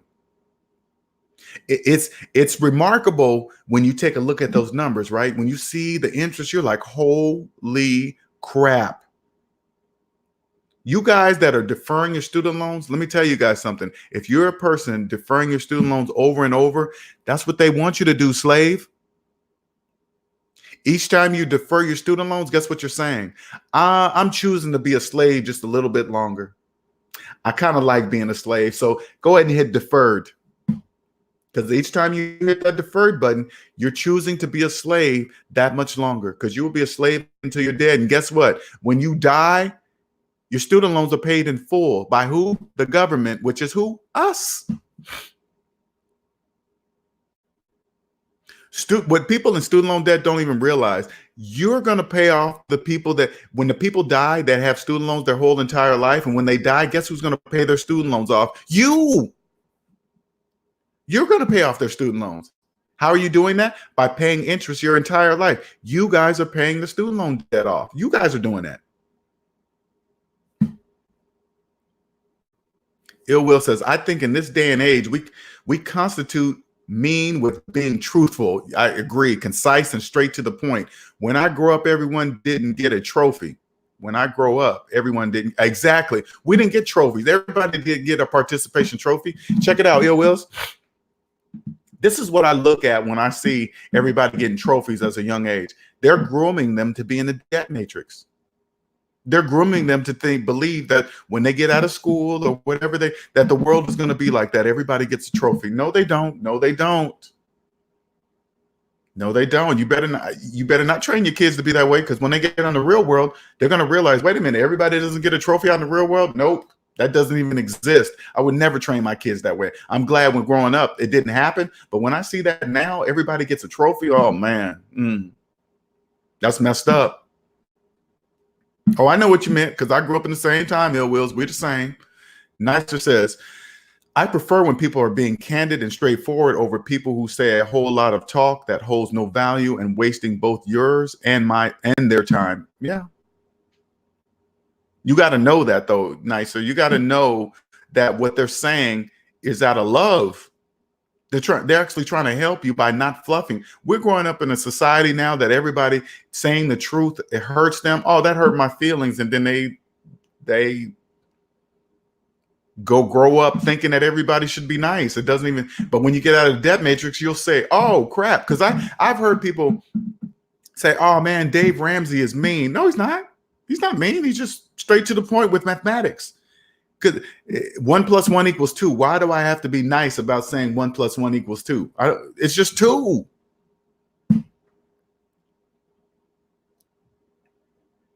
Hyphy says at James Stokes, that's why I tell people, if they try to invest money to make money while in debt, you still lose. That's $11K lost. Exactly. People in debt don't know they don't have. Listen. And this is going to be a hard pill to swallow for those of you that are in debt. If you're in debt, money doesn't exist for you. Money is not real for you if you're in debt. Add up all your savings, add up all your debt. Savings minus debt equals how much money you have to invest in anything outside yourself. Real estate, stock market, 401k, HSA. That's the money you have to invest. Oh, you're in a negative? Yeah, then you can't invest in anything. That's mathematically impossible. You can't do any of that. So if somebody comes to you and says, hey, man, you should invest in this. And then when you earn the interest from that and you can pay that, you can take that money and use it to pay off your student loans. This is what you say. Okay, Mr. Financial Advisor, if my finances are in a negative, where am I going to get the money to invest in this thing that you told me is going to pay off my student loan debt? They're going to have to turn to you and say, oh, yeah, I skipped that part. You got to go further deep in debt. You got to borrow the money. First, you must go even deeper in debt to earn this so-called money that's going to pay off this. This doesn't make any mathematical sense. So if you younger people, are you listening to me? If you ever come across a financial advisor and you tell them that you have thousands of dollars in student loan debt and you're deep in debt in the negative, if they say, don't pay that off, wait off that, because this is what the normal thing they say. Oh, look at the low interest rate over here on the student loan debt. You can earn way more interest on this and then you can pay off that. They always say stupid things like that and make absolutely no mathematical sense. This is what you say. Hey, financial advisor, if I'm deep in a negative, where's this money coming from that I'm going to use to invest? Oh, I got to dig myself even deeper in the hole to pay off this? No. That's a no. That's an absolute no. They're giving you from a debt perspective. Don't ever do that. Gabriel says, this is so crazy. It's actually easy. It is. You just got to make up your mind. B-Flow says, you got to pay attention to your family's legacy, your family legacy. You don't want your family to suffer for your bad spending. Yeah, this is what you do. Get out of debt. And you share that with family members that will listen, because not all your family members are going to listen to you. Just because they're family, that doesn't mean anything. That doesn't care if it's your brother, sister, mama, daddy. It don't care. Debt is the colorblind slave master. It enslaves people equally. This is the hard pill to swallow. I want you guys to understand, SMD family. Slaves are needed. We need slaves.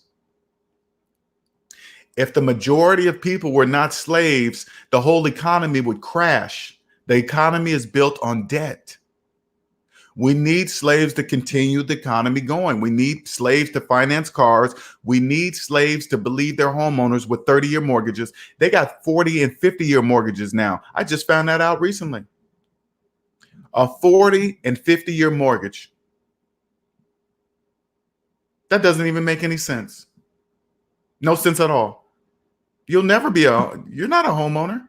But people in debt think they are. We need slaves to be in a nice home. They're just a slave in a nice home.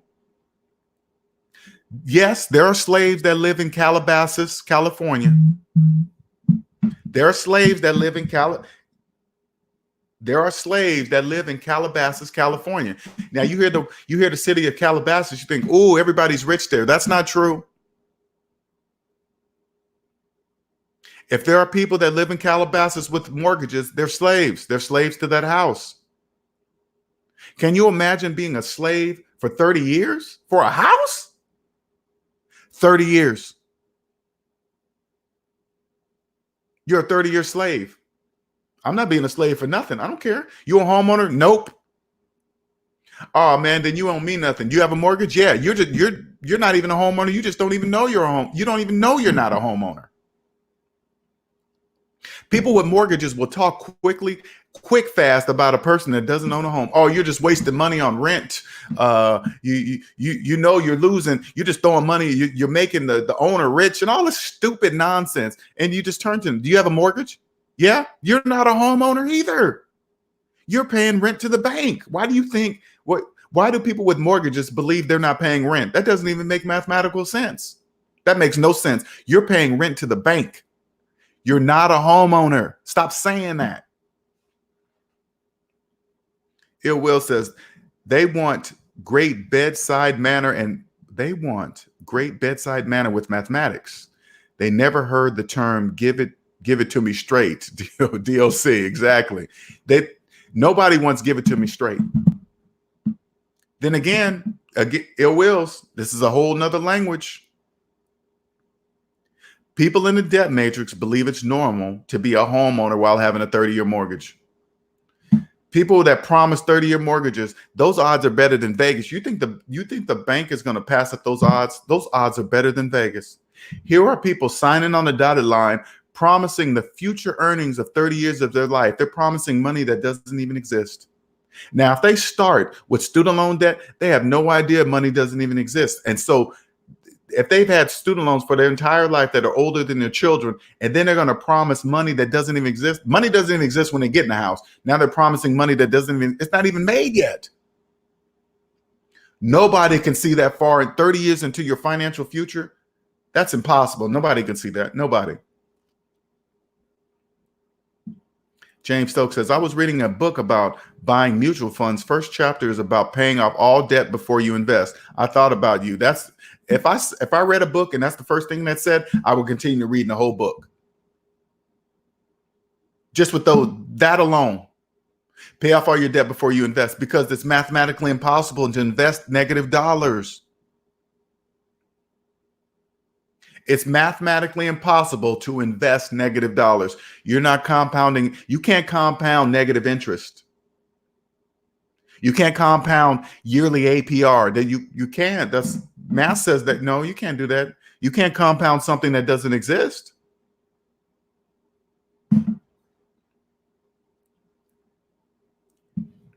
Nicer says that's talking to Hyphy. Sellers being straightforward with me can get all the sales from me, especially if they are debt free and are in sales because they love it.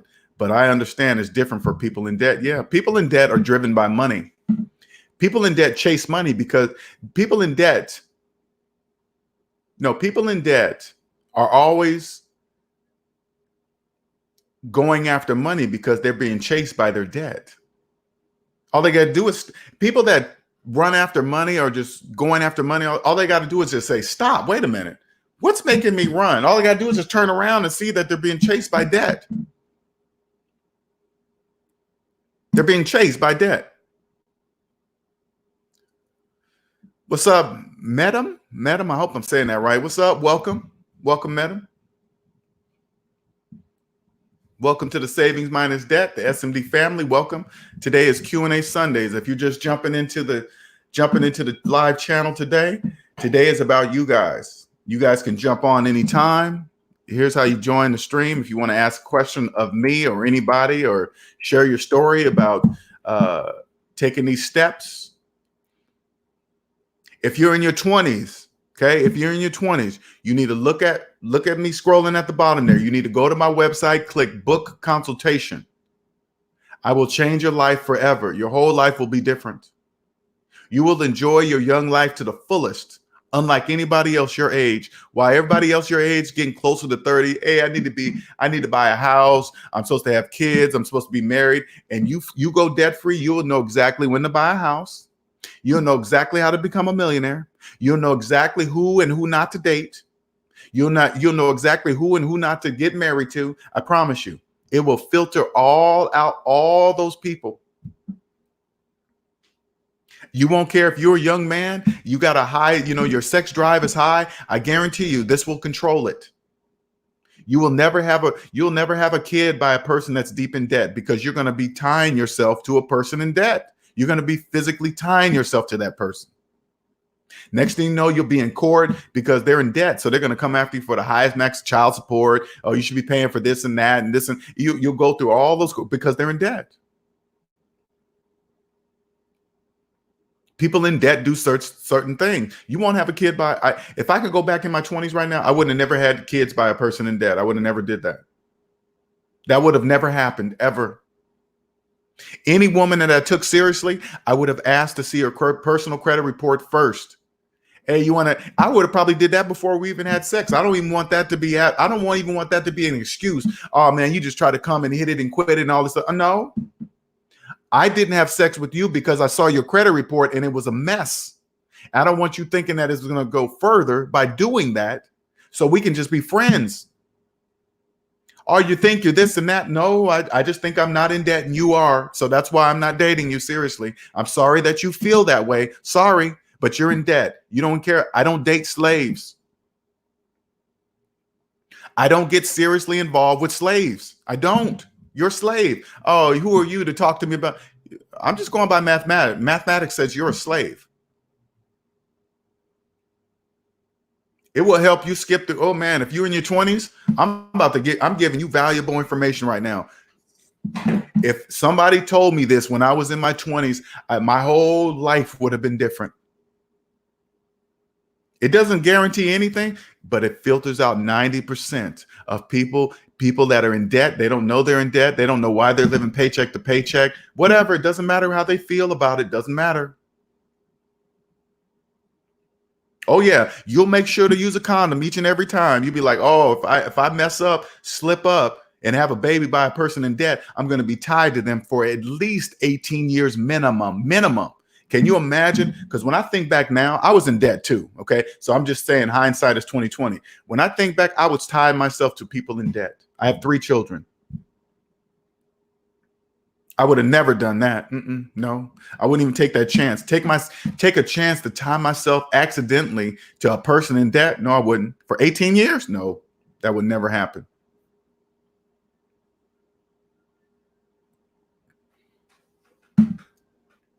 All right, you guys, Q&A Sunday is totally up to you. We're about an hour and 30 minutes into it. I put the link up there for you guys to join the show. Anytime you wish. Any questions, you can throw your questions up in the chat room. I'll ask or I'll answer them. I said this last night for you youngsters, for you youngsters in your 20s. There's a way for me to show you how your world will be right now while you're in debt. I can show you how your world will be once you get out of debt. I can prove it to you. Each and everything I say to you, I can prove. Okay. This is how I can show you right now how your life is going to be if you make up your mind to come see me. I can give you the plan. Okay. I can help you skip a whole lot of hurdles. Okay. I'm just telling you right now. I can tell you, I can have you prove to yourself how your life will be once you get out of debt. Play Monopoly. Okay. This is the steps. Number one, you read the rules of Monopoly yourself with your own eyes. You pull out the rule card and read it. Okay. Those are the only rules you go by when it's time to play Monopoly. Number two, you play from a debt-free perspective. You don't buy anything unless you have the money. You don't mortgage, trade, whatever. Like I grew up, somebody saying, "Hey, when you collect the tax on this or get out of jail money, and then they stack all the money in the middle, and then whoever lands on free parking gets all that money." That's not real life. No, that's not even according to the rules. That's made up by people in debt. None of that is real. If you've been playing like that, people in debt taught you to play like that because that's not real. When's the last time your city collected taxes, penalties, and fees and then gave it to some lucky winner that landed somewhere? That doesn't happen. Why are you playing like that? Don't play like that. Number three, you are the banker. If you play from a debt-free perspective and make sure you are the banker. If you're playing physically in front of somebody, when you play online, you can't really get away with stealing money out of the bank, right? That's what I'm assuming. So you play, because if you play online and you play from a debt-free perspective, especially you start at 18, you play religiously, play Monopoly, but always play from a debt-free perspective, because since the majority of people are in debt, they're only going to play from the debt perspective. This is how they do in real life. People in the debt matrix will play Monopoly the same way they do in real life. So you master Monopoly from a debt-free perspective, you will kill it in the real world. That's how you know. That you don't believe me? Do it. Do it. If you're young and you're hearing me for the first time and you've never heard a person speak about money like this, play Monopoly, but from a debt-free perspective. You will see exactly why you're winning all the time. You'll know why you're winning. Oh my God, I keep bankrupting people on this board because they're in debt. You will win every single, I'm not going to say every single time, but you'll win the majority of the time. And they won't even know how you're doing it. They won't even know how you're doing it. That's how you'll know if the words I'm saying is true. You can find out for yourself right now, starting today. Sign up for some online Monopoly game somewhere. There's probably a million of them out there. Sign up for Monopoly online. And only play from a debt-free perspective. You don't buy nothing unless you have the money. You read the rules. Read the rules. Because never once, I'm 50. I didn't read the rules of Monopoly until recently, like last week. I was blown away when I realized, wait a minute, all the money collected from the bank, from the Monopoly doesn't go under free parking and somebody that doesn't exist. That's not even true.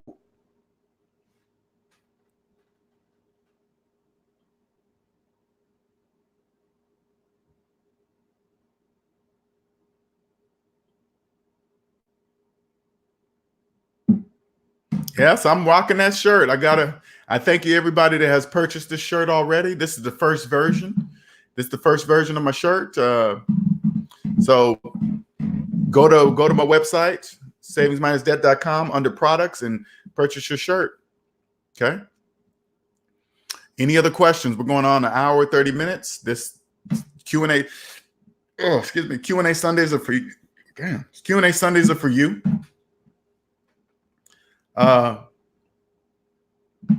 Totally up to you. 1 second, you guys got to take a little bathroom break. 1 second. Talk amongst yourselves for a second.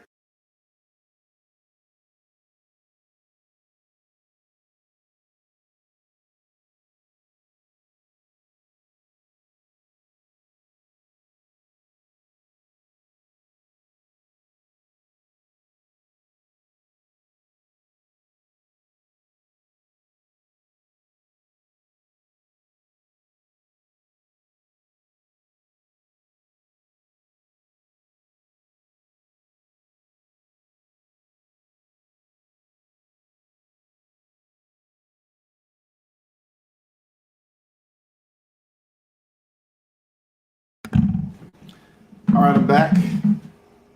Any other questions? Any other questions? Q&A Sundays is for you. All right, let's throw up some while we're waiting on some questions. Okay, so please don't forget to hit that like button. If you want to share my channel and you like the advice I give, okay, this is all you got to do. You don't even have to tell them my name. Just tell them I'm on YouTube.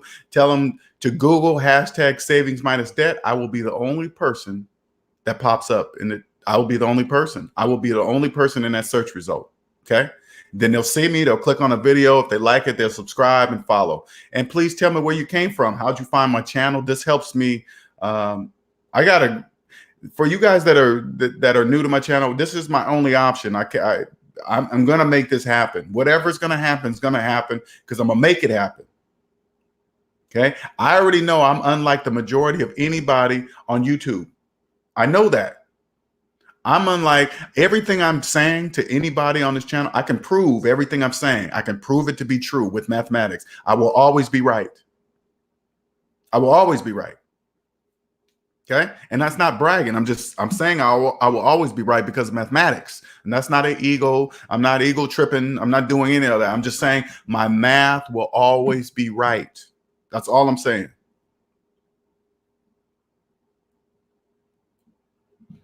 Okay. This will be a gift. I'm telling you, this gift that I hold in my hands is generational. Once you learn what I'm showing you and teaching you, you can't go back. You can't say, once you get out of debt, you can't say, oh man, I'm tired of being debt free. I'm gonna go back into debt. That will never happen, ever. That will never happen.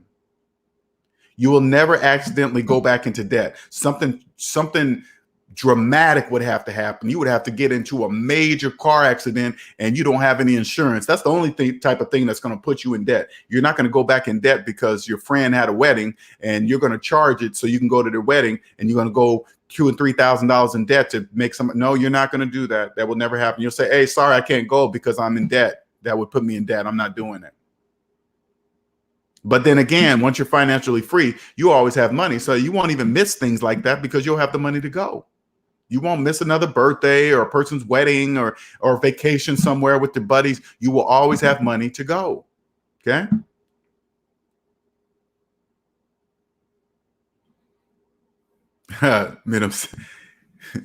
He says, you smooth. You think I'm smooth? No, I'm just doing math. I don't even really think it's smooth. I'm just, hey man, it's like this. I'm smooth because 5 + 5 = 10. Yeah. 5 + 5 = 10. 20 + 20 = 40. Yeah. That's what it sounds like to me because I'm not even doing anything, right?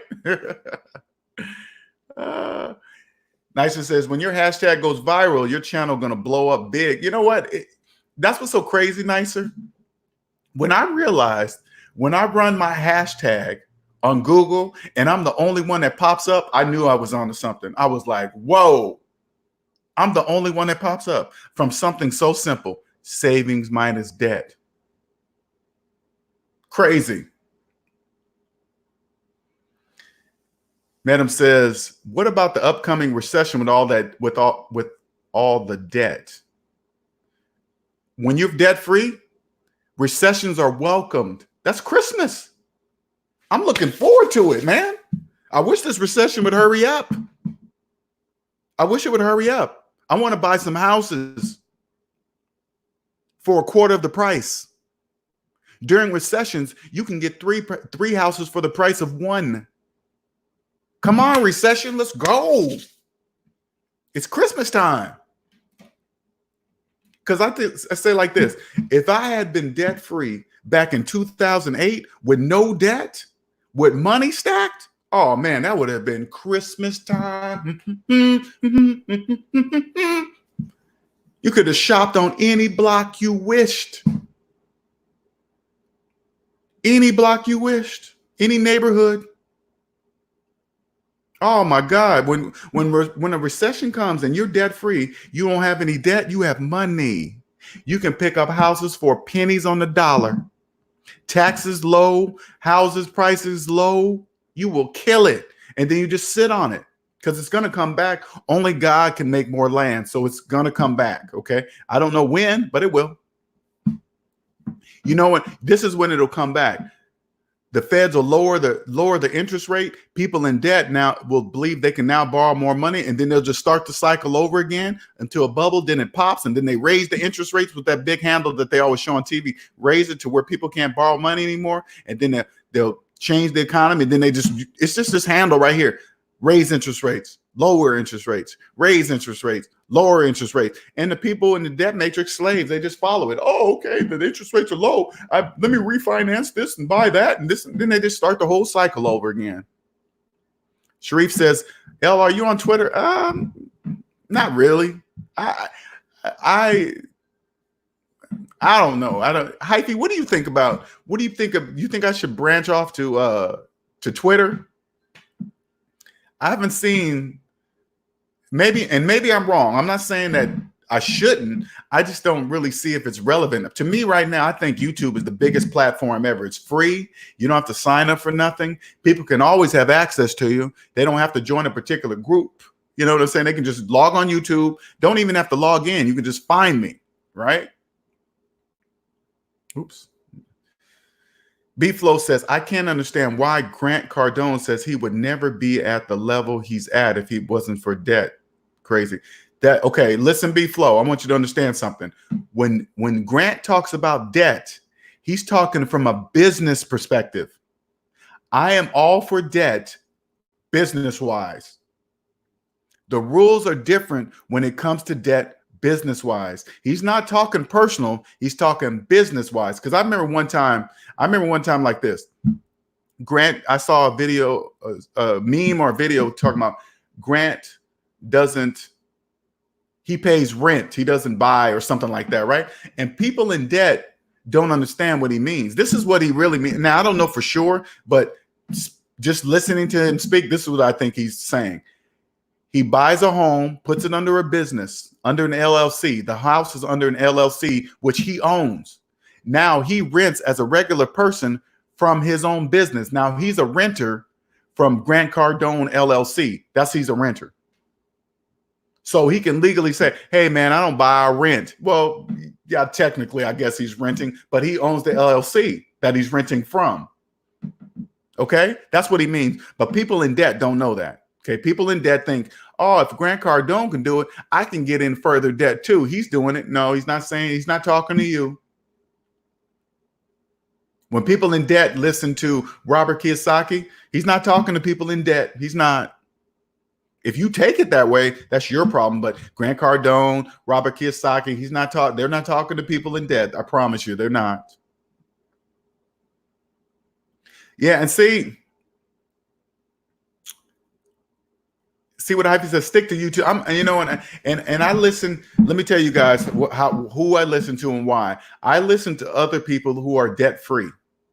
Okay, you get all kind of advice, what to do, where to go. You got people in debt don't understand. They only can come from a debt perspective. I know it doesn't sound like one thing has anything to do with the other, but it does. It really does.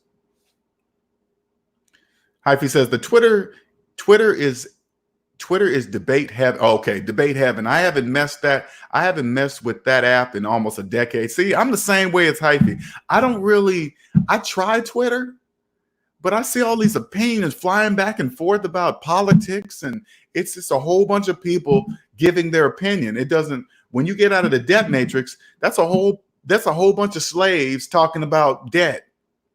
That's slaves talking amongst themselves.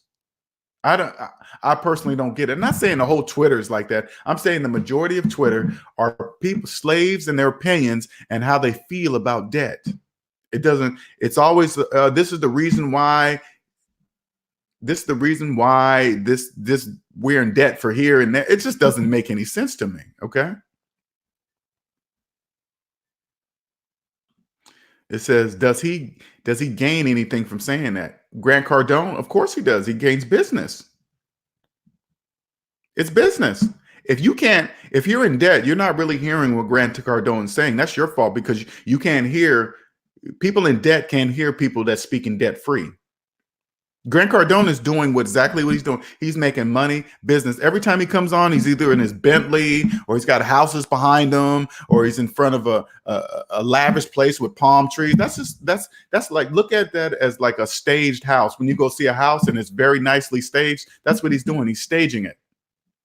Not saying he doesn't have it. He's out for business. And if the majority of people are in debt that believe what he's saying, debt will make you rich. Yeah, in his world, debt will help you become rich. If you're not in debt personally, if you're in debt personally and you're trying to do what Grant Cardone is doing and you taking on personal debt, you're doing it wrong.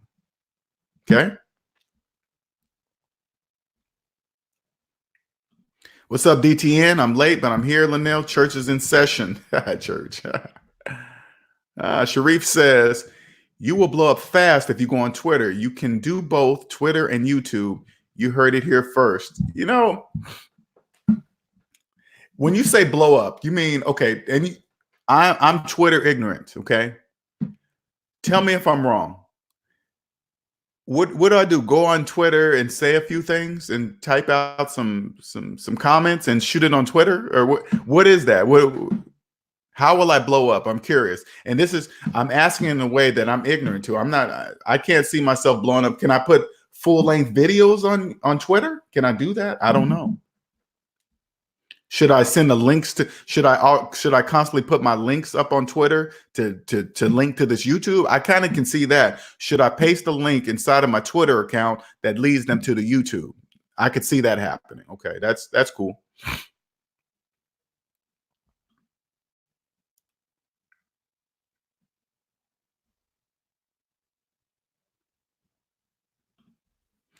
Hyphy says, DTN, I'm not trying to have a whole bunch of sneakerheads and conscious community know-it-all coming here debating math. Hey, you see what I'm saying? Hyphy and we're on the same mindset because I don't have the patience to debate math. I remember, let me tell you guys something. Okay, if you guys go into the videos, there's a guy, remember that guy I did a video on? He's trying to do velocity. The video is titled Velocity Banking. Okay. And there's a guy on there that I'm doing a review of a video that he's talking about velocity banking. Well, on that actual video, I commented. There's a guy that was trying to go back and forth with me on the commenting. And I'm like, hey, man, velocity banking it doesn't make mathematical sense. And if it doesn't make mathematical sense, it doesn't make financial sense either. And then he comes back, oh, what do you mean by that? What do you mean velocity banking doesn't? You think I'm gonna sit there and debate math with you? No, I can prove what I'm saying with mathematics. Now I'm gonna debate with you if my math is right? I'm not doing any of that. So I just stop responding. I don't do that. I'm not gonna debate with anybody trying to determine if mathematics is right. I'm not doing that. Sharif says, for you to blow up, you're going to have to convert people from the debt matrix. Twitter will get your hashtag to the world. Okay. All right. Now, that makes sense, Sharif. That makes sense. That makes sense. I like that. See, things that make sense, I'll agree. Hey, okay, that makes sense. If I can get on Twitter, that will cause my hashtag to blow up, because if my hashtag blows up, everybody and their mama will find me because I'm the only one that will come up in the search results. I'm the only one. Now, when you see that, if you don't believe it, go do it and see it. And you probably think, did Linnell pay for that? Did LJ pay for that? No. I just know something. I'm holding something in the palm of my hand right now that can make a young person a multi-millionaire. And I hold it right here.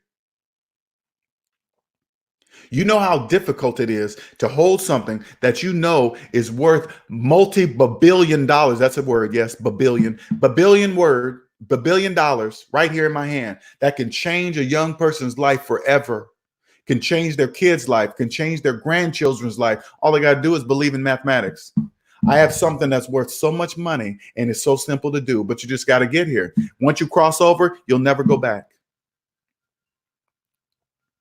You'll speak a whole different language that's not taught in books or school. It's not.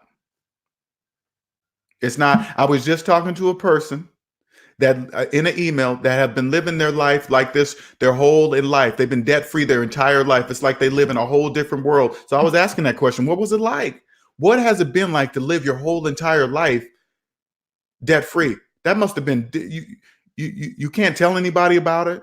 Nobody will believe what you're saying. What is it like? It's frustrating, especially when you want to help the ones you love and they don't hear you. It's frustrating.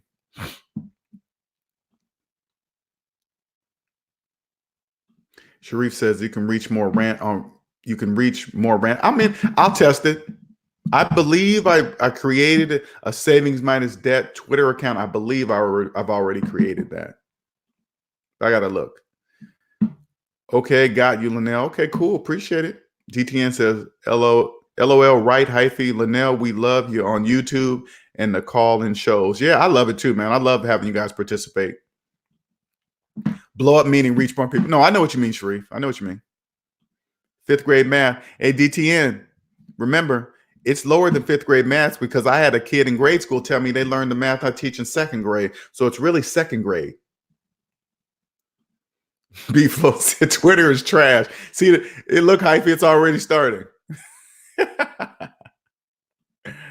Hypey says people do not hop on Twitter to learn about finances. If they're trying to learn about finances online, they'll go to YouTube. Conclusion, save yourself the headache and stay away from Twitter. You know what? Let me tell you guys something. I'm agree with Hyphy.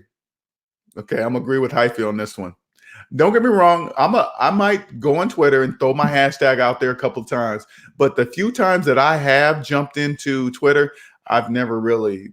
I just see a bunch of crap. I have to turn Twitter notifications off because people are constantly chattering in there. It's just too much noise. Gold and Silver Surfer, Grant and Robert do not teach people about risk management. They play to people's egos, greed. They sure do. Yep.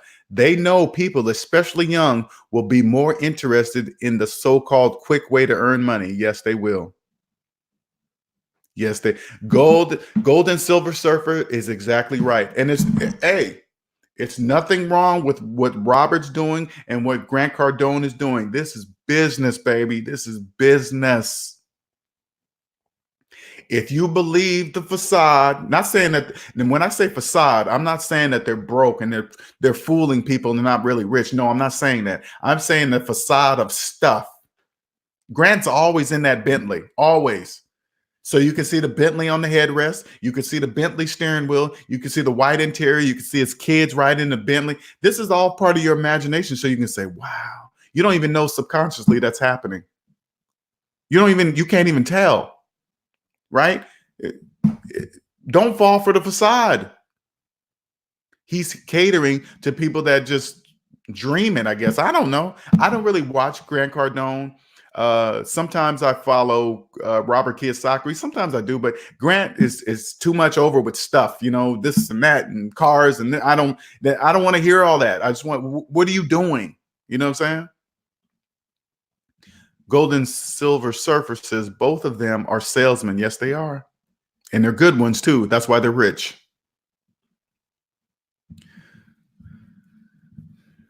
Gold and Silver Surfer says, even if you are used debt through business, you still need a plan to pay down the debt. Exactly. And I guarantee you this, you guys, if you treat your personal finances like a business starting right now by getting out of debt, you will naturally carry those same habits over to business. So when you start using debt, you will still see that as debt, regardless if it's business or not. You will still see that as debts. But when you come out on the business side, the tax rules are different over here. Ordinary taxes, meaning the average regular worker, are taxed the heaviest.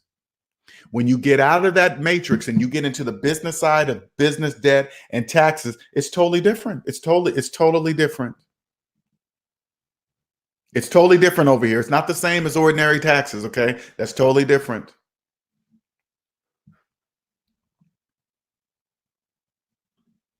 I like these questions, you guys. And welcome, Gold and Silver Surfer. I've never seen you here before. Please don't, if you like the channel, please don't forget to subscribe. I like your input. I can tell what kind of perspective you're coming from. I appreciate it because you're exactly right. They're appealing to the young, the young people. This is what young people believe. And I was young once, right? I was young. All right. When you're young, you believe everybody else is old, but you don't realize you're new to earth, right? You're young. You're new. You're new, right? And so you think old people only have old ways, so you don't really pay attention to what they're saying. You're like, oh, you're just saying that because you're old, right? Again, you don't realize they're not old. You're young. So they're young, they're old, they don't know, they're not hip. No, you are the one that don't know. Now, you don't want to grow to my age and still not know. You just be an old person that doesn't know. I'm an older person that knows. Okay? That's the difference between the young and the old.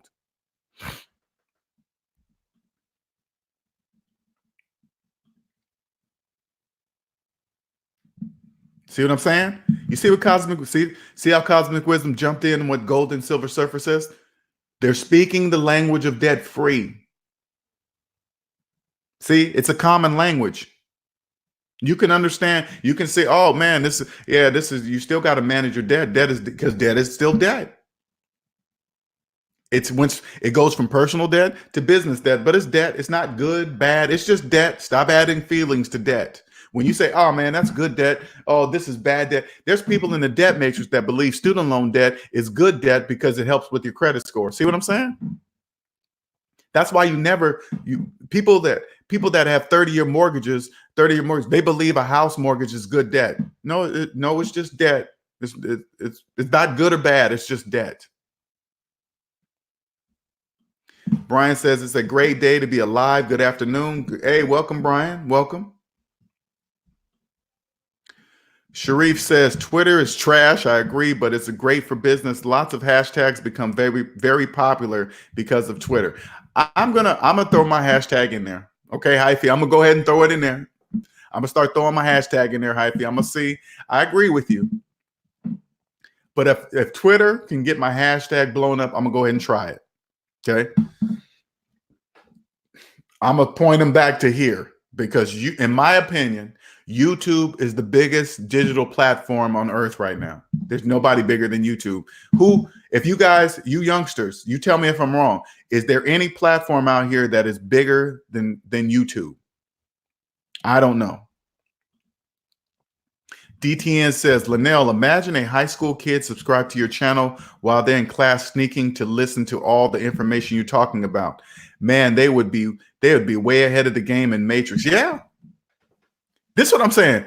Okay, high school students, this is what I want you to do. Okay, this is how I'm gonna teach you some the language of debt free. You can ask. Okay, while you're in high school, this is what I want you to do. When your teacher is done talking at the end of the class, I want you to go up to him and say, "Hey, do you still have student loan debt?" Especially a math teacher.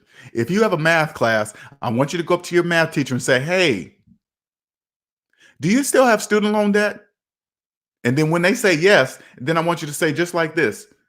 Well, if you went to college for 4 years and you pay on your college, you're paying on your student loans for 10 years, that doesn't make mathematical sense. Can you help me make mathematical sense? Say that to them. It'll be mathematically impossible for them to make that mathematical sense to you. That's impossible. And then you got to think to yourself, why are you teaching math if you don't know the basics? Because they only speak debt. That's why this math doesn't comprehend to them, that it doesn't make sense, because they're in a debt matrix. Nothing makes sense in the debt matrix. Nothing makes mathematical sense in the debt matrix. So when they respond to you, I don't know what kind of answer they're going to respond to you, but whatever they respond to you won't make mathematical sense. And you have to understand that it makes mathematical sense to them because they live in the debt matrix. If you learn what I'm saying while you're in high school, you will be rich. Starting in high school. If you're young and you're blowing up right now and you're making money, you're young, you like, hey, who do I trust with all this money? Get out of debt, stay out of debt, and your personal credit report will be a bull crap detector. because anybody you do business with, you ask to see their personal credit report first. If their credit report doesn't look like yours, meaning zero debt, zero debt, you do not trust them financially. If you look on their credit report and they have student loans that are older than you do not take financial advice from them. That doesn't make any mathematical sense. You say, sorry, not taking any advice from you. Why? You're in debt. They only can give you financial advice from a debt perspective. That's their only way because they know nothing else. Brian says, if you're trying to be successful in the e-commerce world, I believe you need to be on every single platform you can handle. Nothing wrong with Twitter. Just use it to your advantage and stay in your lane. Okay. Well, again, I'm not against it. I'm gonna shoot it out there. I'm just gonna do it. It won't hurt. But I'm not gonna waste time on it if it doesn't get anywhere. Sharif says, there are apps that you can download. They will tweet for you. You don't have to post tweets yourself all the time. Oh, okay. I didn't know that. But if I'm tweeting in the app, wouldn't I just might as well tweet on the actual Twitter app? Because I'm tweeting in a different way. I'm just taking a different step. I might as well go straight to Twitter, right? Since I got to physically do it in the first place, right? Or is that something different that you're telling me? Cosmic Wisdom says, tip for the high school folks. If you are thinking about going to college, make sure you look up the average salary of whatever degree before you sign up for any debt. Does that money pay for that debt? Exactly. For you youngsters, look before you go to college, you look around in the world and say, which job that is relevant in today's economy that is going to make me the most amount of money in the shortest amount of time. You pick that as your career. You don't go by what your parents say. Don't go by, hey, you get the city job, you'll be set. No. Don't worry about any of that. If your parents are giving you financial advice, this is what I want you to say. Mom, Dad, do you have student loan debt? If they say yes, and you'll calculate that their student loans are older than you stop right there and you don't take any more advice from them. You don't do that. Oh, they're pushing me to go to college so I can be in debt like them. No, you don't want to be that. You don't want to be in debt. Cosmic Wisdom says, check to see if you can take any basic courses at a local community college, and those credits can transfer to your specific four-year university to save on tuition costs. Yes. Because don't fall for the myth, believing your college education is going to be your key to making money. No, that just tells an employer that you're able to start something and finish something. That's it. It doesn't tell about your skills, your value to the company, none of that. If you come with a college degree and you ain't got no debt, your whole attitude is different when you're doing them. When you do an interview, you're walking in saying your price that you want for salary. You're not hoping and crossing your fingers that they give you a good salary. You're going to walk in and say, because you notice all employers always ask, hey, what salary are you looking for? And it makes everybody nervous. Oh my God, I better not say too high because they might not hire me because I need this job. No, you'll say 100,000. Well, that's high on the scale. As they're going to say, well, you know what? That's kind of on the high end of the scale. And this, and you just go, oh yeah. Oh, really? Okay. Well, that's what I want. Thanks for the long spiel, but yeah, that's what I want. If you want me to work here, I want $100,000 right off the bat. That's what I want. No? Okay. Well, it was nice meeting you. You have a good day. See you later. All right, cool. Well, we'll be calling you. If you agree to the salary, go ahead and call me. But if you're calling me and you're not agreeing to my salary, we don't need to waste each other's time. Sorry.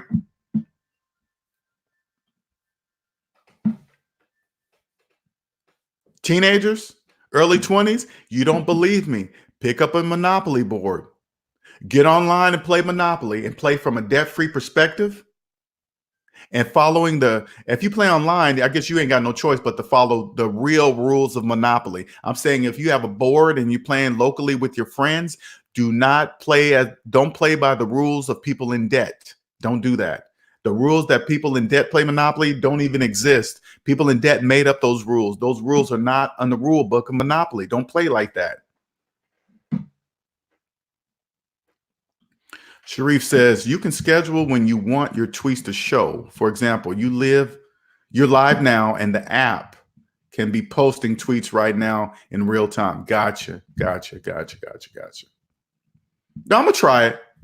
I'm gonna throw some hashtags on Twitter. I'm gonna just see how they do. It doesn't hurt. If it doesn't happen, it doesn't happen.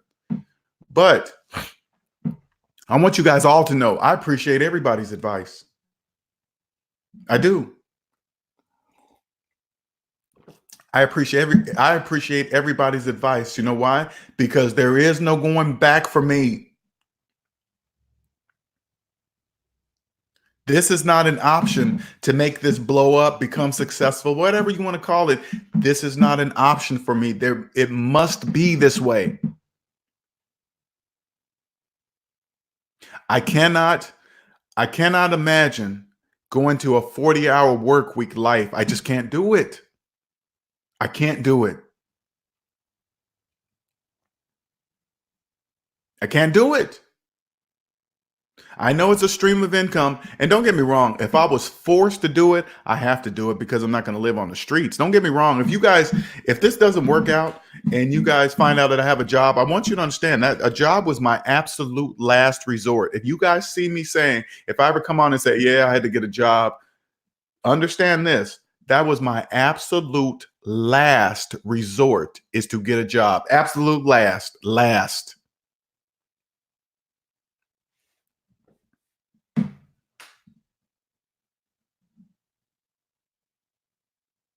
Okay, somebody get rid of flower petals.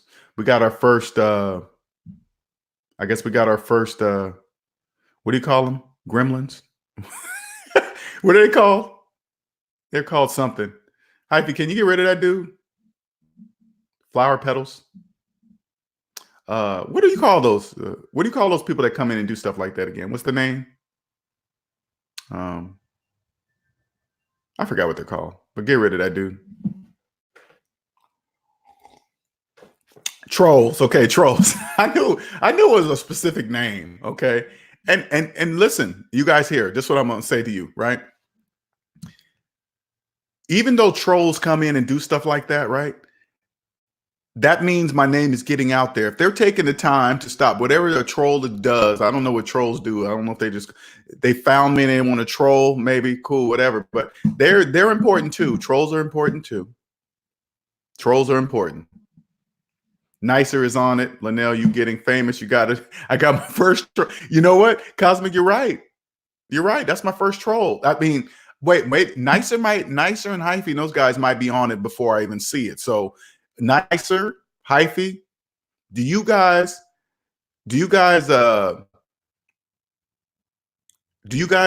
come across some trolls that you guys got a hold of quickly before I even seen them? Has that happened before? Or is this actually my first troll? You tell me, because these guys, Hyphy and Nicer, they be on it. So they might have caught a troll before I even saw it. Gold and Silver Surfer says, by the way, I'm listening from the UK. So you are global. Oh man, that is cool. Thank you, Gold and Silver Surfer. I appreciate you telling me that. I didn't know you were from the UK. Thank you. Thank you for telling me that. You know what's so crazy? I know this is off topic, you guys, but I want you guys to know something. Have you guys been paying attention to like movies that are on Netflix? Who are the majority of the actors? People from the UK. Have you guys been noticing that? I hope you guys are paying attention, because each time, not each time, but the majority of the time I watch movies that are on Netflix, they are people from the UK. And then when you see, they sound like they speak English, but then when they speak English. I'm not saying they don't speak, but you know what I mean, right?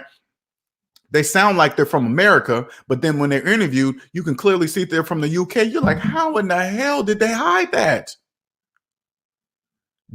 There's more. I'm seeing more and more actors from the UK on Netflix, Amazon. They're killing the game. I hope you guys are paying attention. They're killing it over here. They're killing it. Thank you, Nicer. I appreciate it. Oh, don't time them out. Hide them. Okay. But let me see. Okay. Nicer said, this is my first troll. Okay, cool. Brian says this channel does get a lot of trolls. Brian, I haven't seen a lot of trolls. I haven't seen many. I got my first troll. Yes, that means I'm getting somewhere, right? You young people, tell me that. Do troll mean success? Oh, he said doesn't. Okay, God, cool. Yeah, you know what? It's not a very interesting, it's not a gossip opinionated site. So I imagine that's why that many trolls here. They're like, this is boring. I'm leaving. Okay, cool, whatever.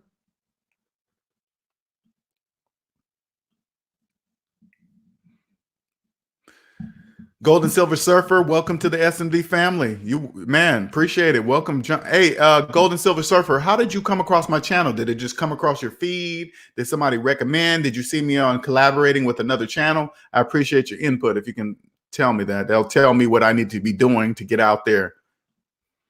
Ill Will says, "Congrats, LJ, on your first troll. I'm cleaning up, but I'm listening. You are going places, bruh. Pop the bottles and let the confetti go." My first troll. I can't believe I was celebrating the first troll. People don't like trolls, but they gotta, I mean, trolls gotta know that when they come in and this is what I understand about trolls. Okay, listen, and you tell me, they'll come in and say something totally stupid, knowing that they're gonna get kicked out. Why do they do it? And then they do it a whole bunch of times. What does that mean? Does that mean something to a troll? What is that? I don't get it. Hyphy says, nope, this channel won't attract many trolls because it's a less interesting topic. This channel will never be a troll haven. Trust me, I've seen heavy trolling on other channels. Okay, I kind of figured that. I kind of figured this wouldn't be a heavy troll zone because it's not talking about gossip, who's doing what, black should date white, just, I don't know, just stuff like that. I don't never do that. Ill Will says, I've never seen trolls before over here. Well, we had one. Now you have. And now that statement is no longer true, Ill Wills. I've had my first troll. Okay.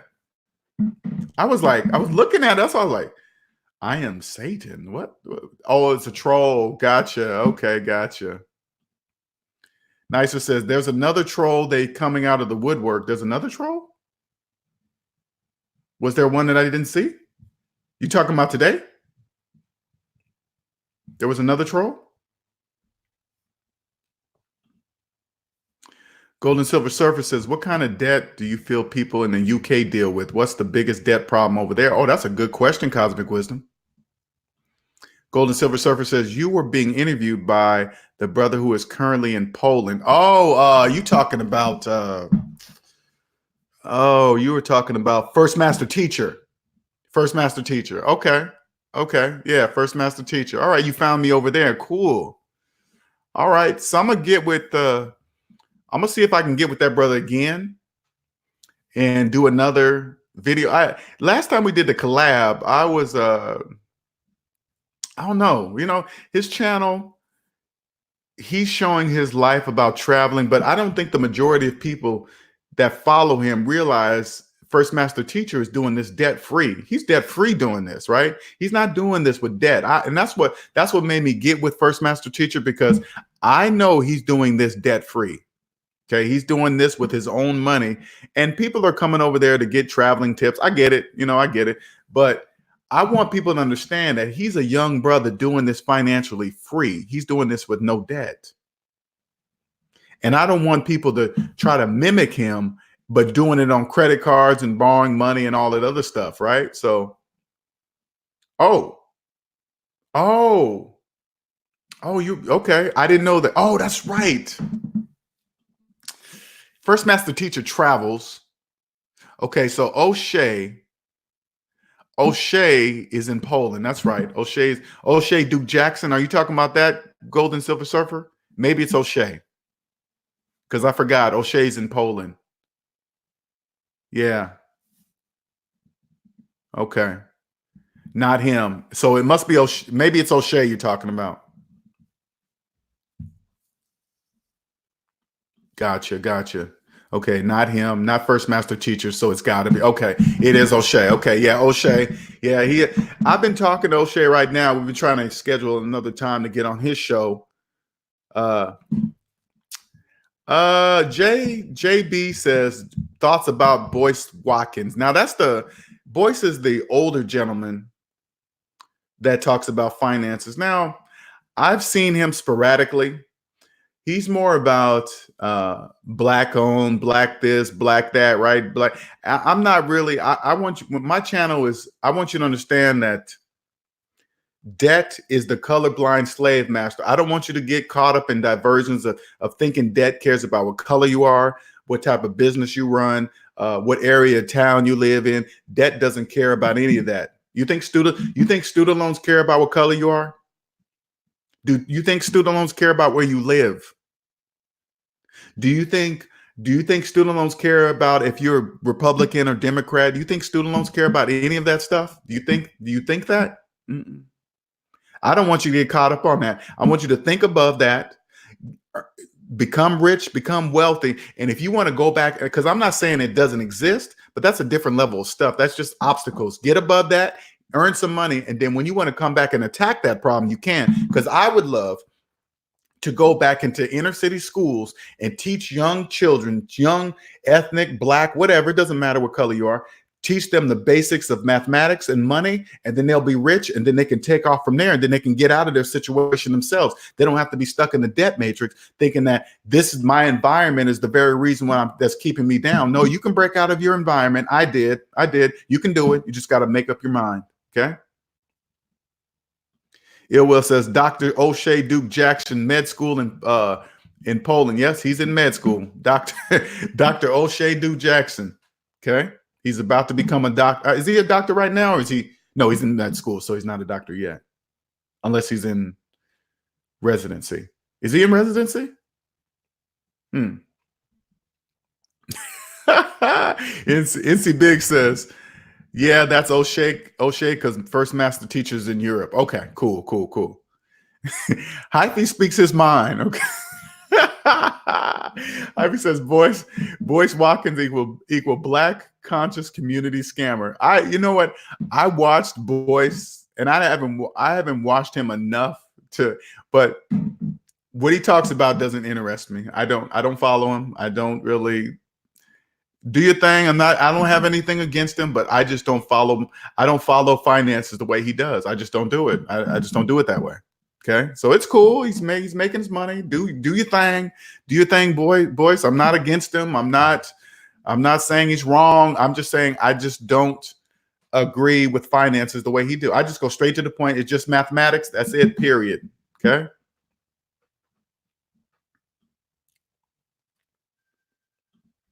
Nicer says get debt free, and then you can give back to the community like the billionaire teaching coding in Detroit and Jaden Smith building water filters in Flint. Yes, you can do that. You can give back.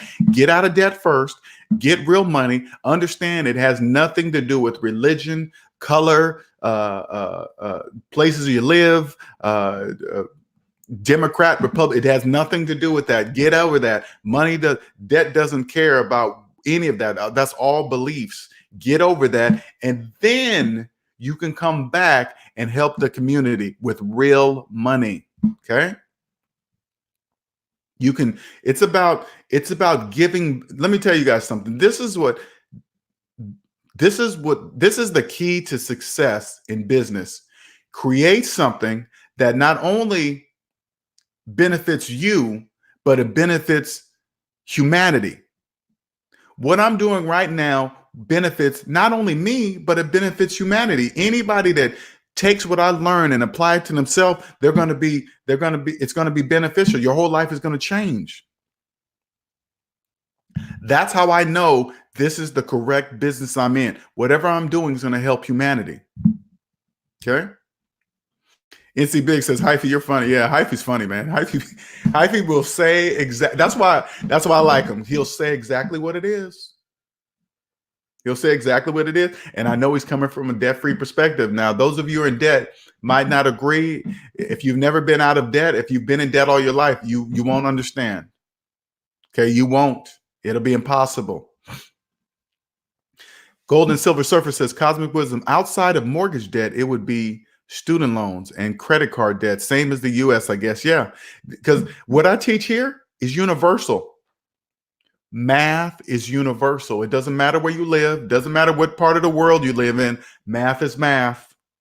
I can take my business to the UK and it will still apply. I could take my business to Africa, it will still apply. It's just math. Nothing's different. People are in debt around the world. It doesn't matter. Doesn't matter. This system, the system is universal. This system that works here in the US, it works everywhere. It all counts on how you apply the system to you. That's it. This is a good topic, you guys. I'm glad you guys and Gold and Silver Surfer, I appreciate it, man. If you like my channel, don't forget to subscribe and like and share with other people in the UK that will listen. I know everybody, it doesn't matter if you're in the UK or the US, it doesn't matter. But people got to be ready to hear what I have to say. And if you could share with your friends, I appreciate it. Cosmic Wisdom says, thanks. Was curious if there were any differences. No. Cosmic Wisdom, debt is debt. It doesn't matter where you live. Just the rules are different. If you took, you know what, Cosmic, if you took your debt-free knowledge of real estate over to the UK, you would just have to sit down and see how the UK do their taxes, who's in charge of what are the rules of because everything has rules. Cosmic Wisdom would just go over there. Hey, what's the rules to buying real estate in the US? I mean, in the UK. Okay. Cosmic Wisdom will sit down and go, okay, that's like the US. Okay. Oh, they do that here instead of that. Okay. Well, okay. And then you just go global. That's how it works. Once you know the basics, you can be anywhere. Anywhere. It doesn't matter. Any other questions, you guys? Any other questions? If you want, oh, I got a couple of people already signed up. Okay, I see you. All right, I see okay, I got a couple consultations in there that snuck in there. I didn't even know. Okay. Let me see when that one is. Okay, that's tomorrow. Okay, cool. Free 30-minute consultation. Scrolling there at the bottom. That's my website. All you got to do is go to my website, click on book consultation, schedule the time that you want to talk to me, and make sure you select your time zone. Please do not forget to select your time zone because I'm in the East Coast time zone, okay? So I'm 3 hours ahead of everybody. So if you're scheduling a time from the West Coast, you're going to be 3 hours behind me. So please don't forget to schedule. Don't forget to put in your time zone. Please, appreciate it.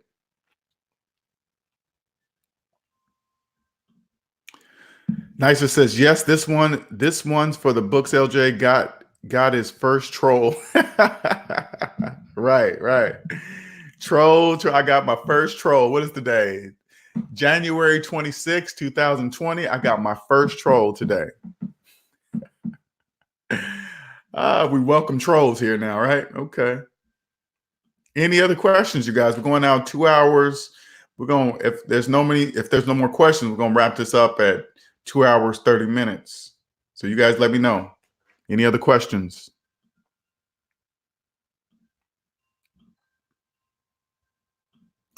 Let's see here. Whoop, let me go there.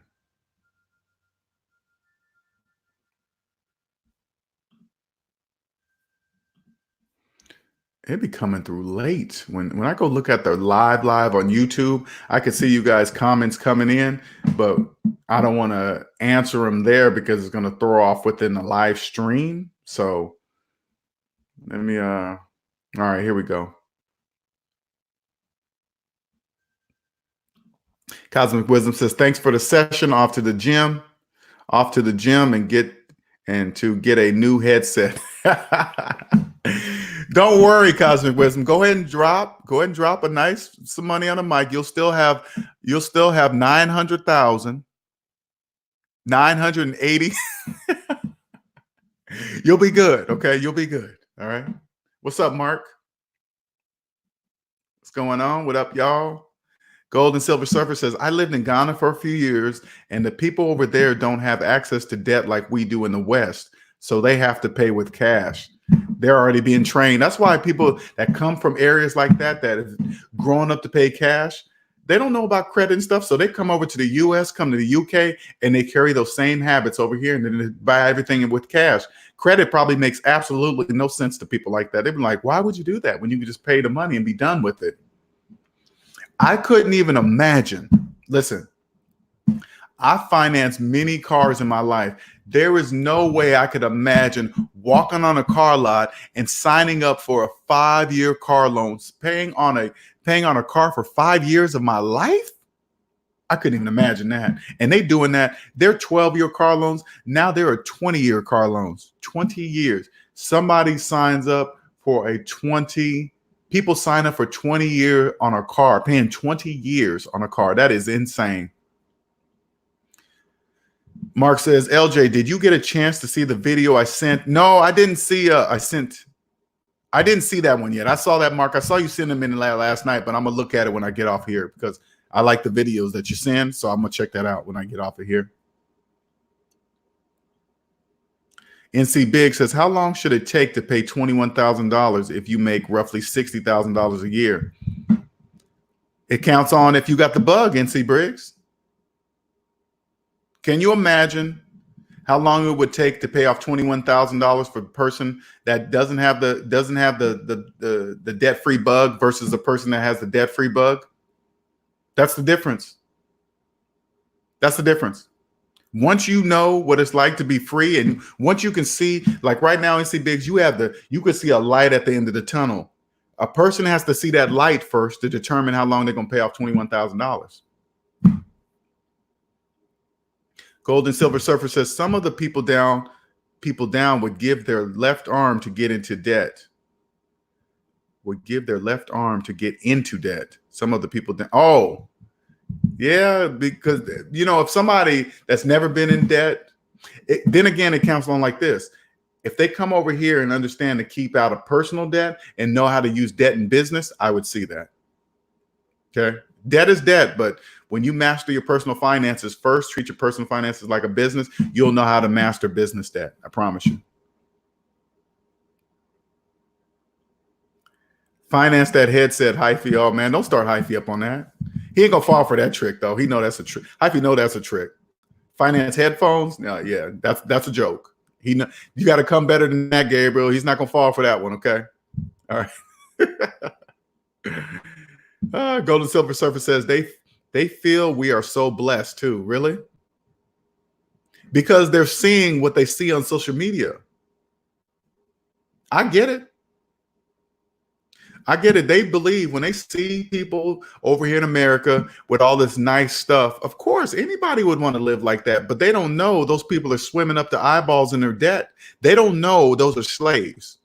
People that are seeing from other countries that have no debt and they see people in America, they don't know that's a slave in a nice house. That's a slave in a nice car. That's a slave at work because he got to be there. That's a slave on vacation. Those are slaves. The best kind of slave to have is a slave that don't know they're a slave. Those are the best slaves to have. One that doesn't even realize they're a slave. That's the best slave to have. Go up to a person with a mortgage and say, hey, you're a slave if you have a mortgage, right? They're not going to understand what you're talking about. What do you mean? Look at my house. It's a nice house. Does a slave look like he lives in a nice house? Yes, it does. You're a slave in a nice house. Yes. Do you own it? No, then you're a slave.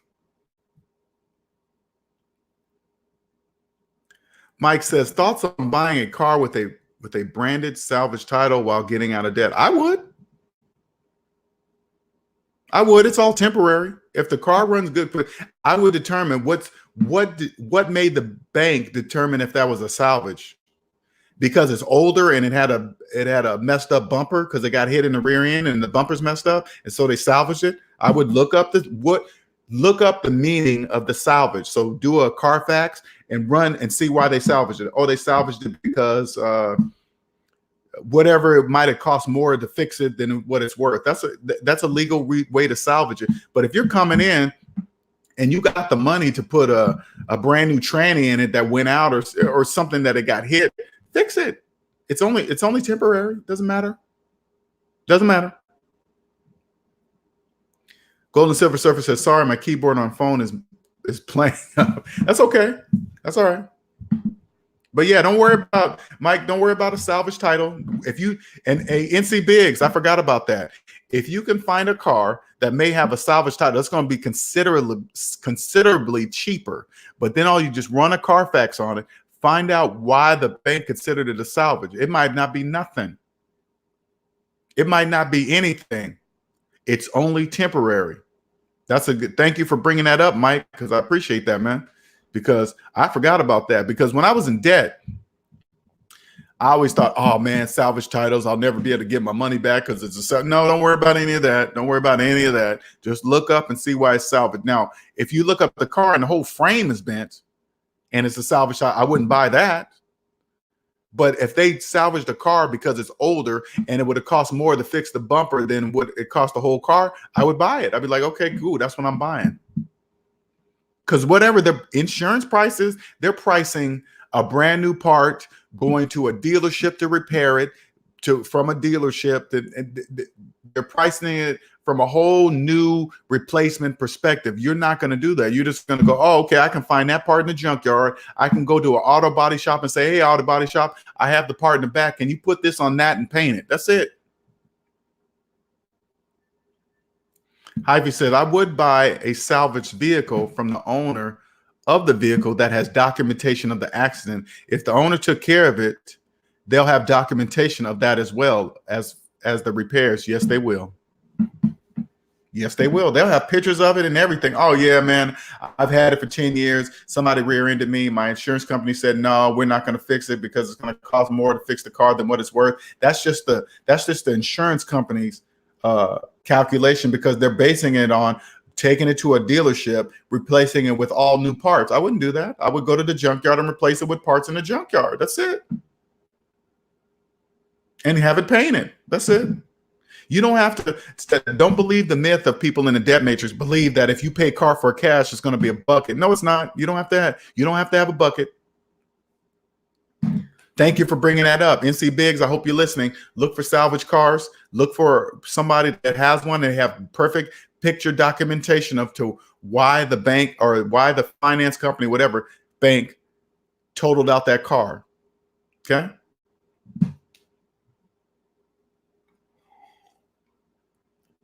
Any other questions? Any other questions? Please don't forget to like and subscribe. Free 30-minute consultation scrolling at the bottom. Go to savings-debt.com, click on book consultation. Start now. You're probably saying to yourself, am I ready to see LJ? Are you in debt? Yeah, then you're ready. Okay, you're ready. Let me see if you guys can still hear me. Let me turn off so I can get this thing out of my face here. Let me turn that up. Can you guys still hear me okay with the mic out of the screen? Can you guys still hear me okay? Let me know. Yeah, It Will says, be careful, bent frame or waterlogged damage. Don't buy the car with those factors. Exactly. That's why, just like what Hyphy said, if somebody took care of that car, they're going to have the records for it. I promise you. Okay. It was especially front end frame damage. Linnell is right about the frame. Yeah, if the frame is bent, yeah, you don't want that car. You don't want that at all. All right. See you later, Nicer. Appreciate your help. Thanks for exiting that troll out of there. My first troll. Gabriel says, I know people that finance and I say they're stupid. How Dave Ramsey says, yeah, but again, they don't know. Understanding this, Gabriel, and you'll refrain from calling them stupid, dumb, whatever, right? You got to look at it this way. If they knew what they were doing was mathematically incorrect, they wouldn't do it. They're doing it because they don't know that they're doing it. So they're not really dumb. They just don't know that they're doing it. That's all. There's nothing more than that. No, don't judge them. Just go, hey, yeah. When somebody in debt gives you financial advice that makes no mathematical sense, you got to say to yourself in your brain, they're only saying that because they don't know it doesn't make mathematical sense. Because if they knew it didn't make mathematical sense, they wouldn't say it. See what I'm saying? So if you keep doing that over and over again, it will stop you from judging them. Okay. Because I did that when I first got out of debt. I was judging a lot of people saying, oh my God, you're so stupid doing that. But then I realized they don't know that they're doing it. And also on top of that, it's necessary We need slaves to think like that their whole entire life. Because if the majority of people learn what I'm teaching, there would be nobody left to finance cars, clothes, shoes, purses, red bottoms, watches, iPods, AirPods, iPhones, Samsung. No, there would be nobody left to finance things like that, and the whole economy would crash. So don't look at a person as stupid for doing that. You say, cool, they're helping the economy. They're helping me be free. That's how I look at it. Somebody in debt that believes in financing cars and homes and all this other stuff. Cool. You're helping me. You're helping me survive. You're helping because I look at the whole economy collectively as a whole now. The longer people in debt keep doing that, it gives me the freedom to continue on creating my business. I have more freedom to create my business.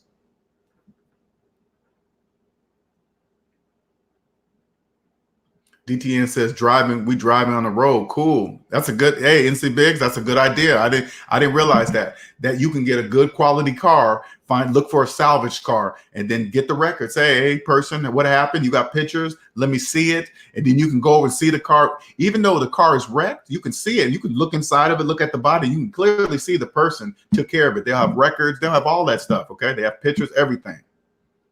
You can come out way ahead.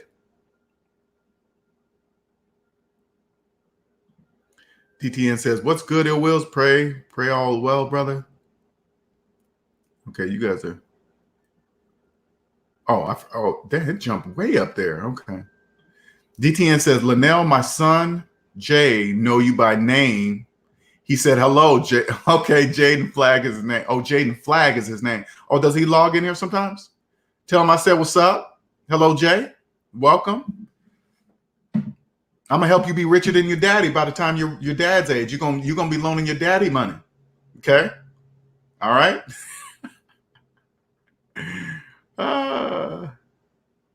You guys are on the road together. That is cool. I like that. What's up, Jay?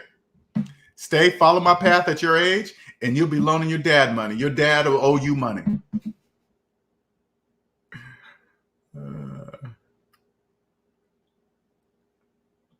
NC Big says, what's the amount you think I should pay for a salvage title? That I don't know. I've never bought a salvage car, but I didn't know that when I was getting out of the debt matrix. But then again, I wanted a specific truck. The truck I have now, I knew when I was in debt, I knew I wanted this particular truck, so I really wasn't looking for a salvage. But all I'm saying is this, NC Biggs, a salvage car is going to be cheaper right off the bat. And then you go to see the person and see if they took care of that car. If they don't have any records, they don't have any pictures of how or why it's salvaged, make sure you run a Carfax on it. Make sure you do all that, okay?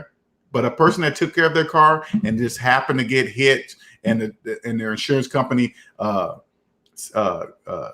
it a salvage, you could win on a salvage car. Trust me. Cool. What's up, Jennifer? Hello. Hello. Yeah, that makes total sense. Nicole, what's going on? Welcome. Welcome, Nicole. Haven't seen you in a minute. What's going on? Welcome, SMD family. Welcome. You guys coming in here. We're going to wrap it up we're going to go, since we're 2 hours, 38 minutes in, we're going to go all the way to 3 hours like we normally do. Mark says, many salvage cars are nice. They sure are. NC Briggs, see, man, more and more knowledge. You find can you imagine finding a really good Toyota Camry that's considered salvage because it was old and it got hit in the quarter panel, and the insurance company says, hey, that's going to cost too much. Scrap it, salvage it. And then you come across somebody selling it because they have to sell it cheaper because it's a salvage title. So nobody's going to give them full value for that car. So they're going to take what they pretty much can get. And you take that car and just go get it fixed. Hyphy says a Carfax can be had for $5. Don't skip out on this. Yeah, don't skip out on a Carfax. I don't care what kind of car you buy. Run the Carfax. Don't skip it. Do the Carfax. Hell, if you got a friend, maybe you got a friend that sells cars for a living. You can get the VIN number of that car, send that VIN to your friend that has a car dealership, and he can run the Carfax for you. Carfax are people that sell cars. they have a deal with Carfax stuff, whatever. They can run that for you for free. All right. Nicole says, I know birthdays and stuff. Just paid my 2. I'm not sure what you mean by that. Did you get cut off texting that? Commenting. Just paid my credit card off. Okay, cool. Just paid my credit card debt off. Oh, you did? Oh, okay, Nicole. All right. You've been secretly on it in the background, I see. Paying off credit cards and stuff. All right. Okay, I like hearing that. Thank you for sharing. Appreciate it. Thank you. Thank you. Man, I like hearing those kind of stories.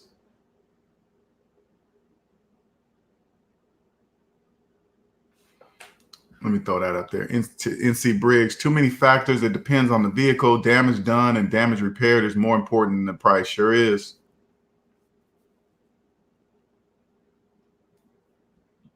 Hey, Jennifer, I want to ask you something, okay? You tell me something. Besides your husband, how many people can you share your newfound credit report with? How many people you know of in your life that will be happy for you that you're financially free? That your credit report, that would even understand your credit report if you showed it to them? You tell me, tell the group, tell the SMD family. I'm curious. How many people could you, in your family, your friends, you could run and say, hey, look at my credit report. It has all zeros. How many people can you share that with? I'm curious. Nothing but love here. Congratulations, Nicole, from Jennifer. See what I'm saying? Jennifer says, Boss Lady Smith, I salute you. That's amazing. Yes. Jennifer knows. Trust me. She knows you're on your way, Nicole. Believe, keep going. You get to those zeros and you send me your credit report, I will do the same thing for you. That's a flag of honor. You pin that on your chest. You know what? If I was you, Jennifer, I would make a shirt out of it. Take a picture of your credit report and take it to a hell, I might even make shirts like that. That's a good idea. I might make shirts of my credit report on my shirt. Put it on the front or back or whatever so people can see it because they've never seen one. So people can ask, what's that? What's that mean? Oh, I'm glad you asked. Look on the front of the shirt. Google savings minus debt. And your credit report can look like mine. Check it out. Cosmic Wisdom says, congrats at Nicole. I had to stop getting my gym gear together to type this. See what I'm saying? See what I'm saying, Nicole? The right people will congratulate you because they know what it takes. They know what type of achievement that is. I don't care if it's small, if it's one credit card. I don't care if it's you paid off a phone. Now you own your phone.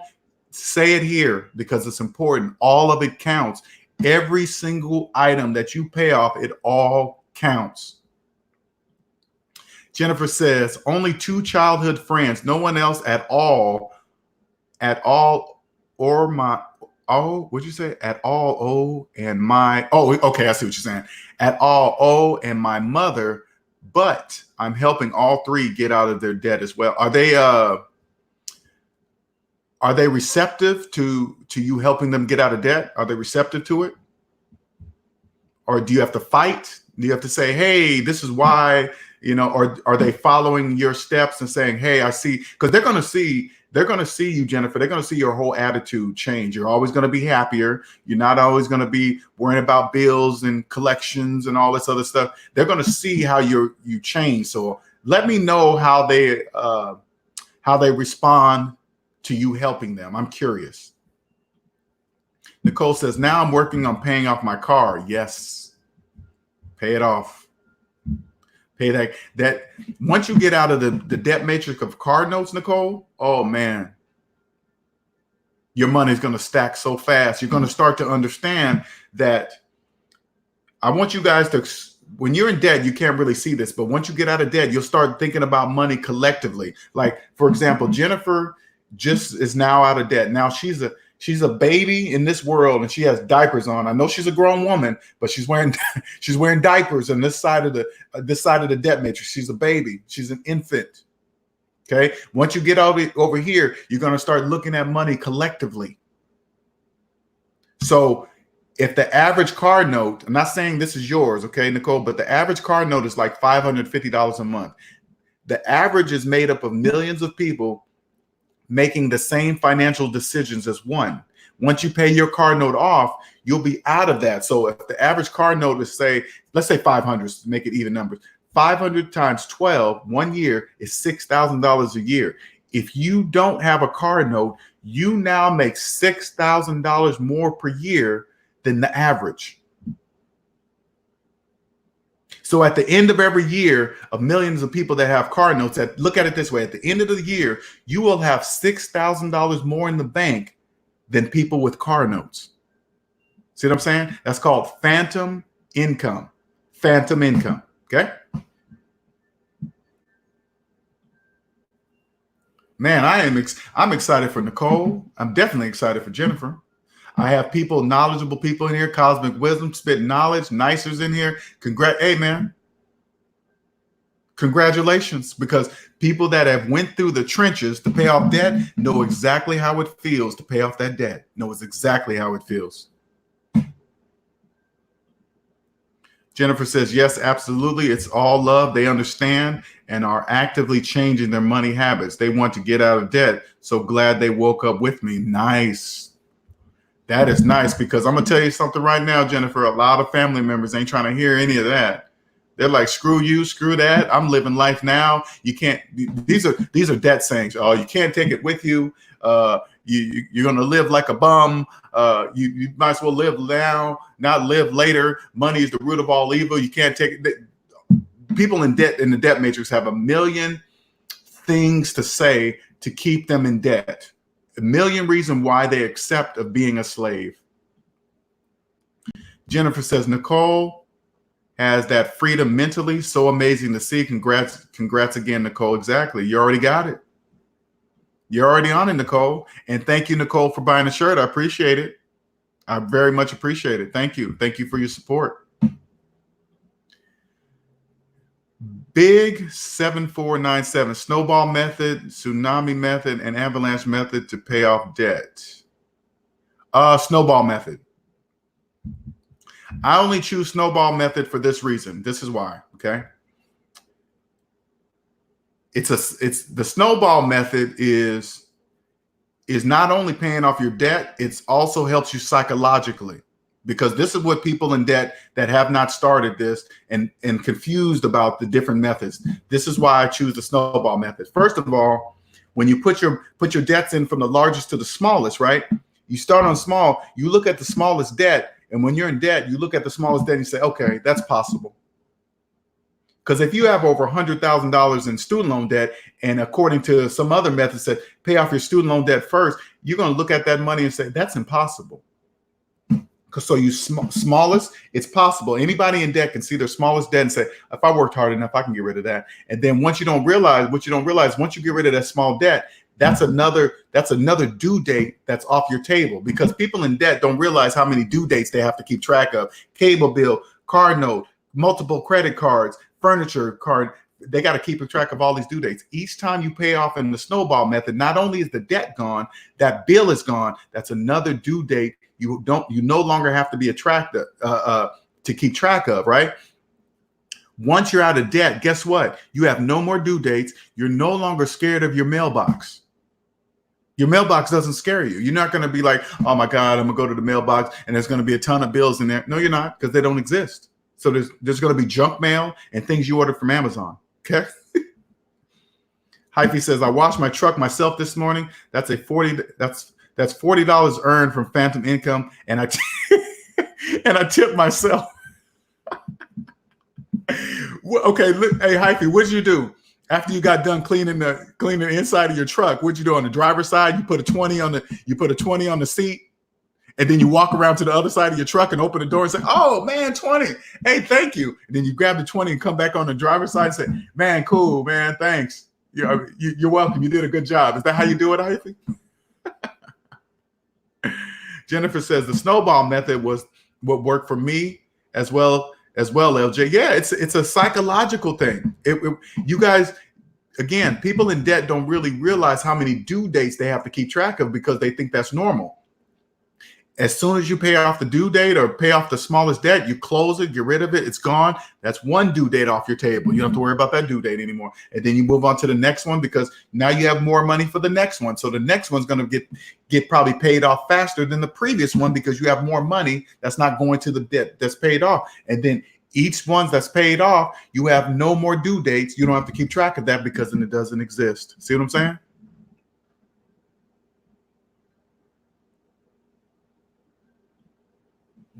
Yeah, that's true. Is that how? Okay, that's how trolls type. Okay, cool. Okay, Mark's talking to Nicole. Congrats. Do what others won't do today to have what others won't have tomorrow. We will have a life worth living tomorrow through getting their hurts today. It just and it hurts right now. It's just temporary. And I want you guys to understand the pain of paying off bills this is what it is. You're just paying. You're paying back what is already gone. When I met up with Quentin last week, he had something that he had to pay off, and he's like, oh man, my bank account, if I pay that off, my bank account's going to get a hit. And I'm saying, it's already gone. Paying it off helps you realize that it's already gone. The pain that you're going to feel when you pay off that debt, you're going to say, I don't want to feel that pain anymore, so I'm never going to let that happen again. Because I don't want to feel that pain anymore. Nicole lives in one of the most beautiful places in the United States. She lives in one of the most beautiful places in the United States. I've been there a couple of times myself, and I love it there. I was in Waikiki for 2 weeks.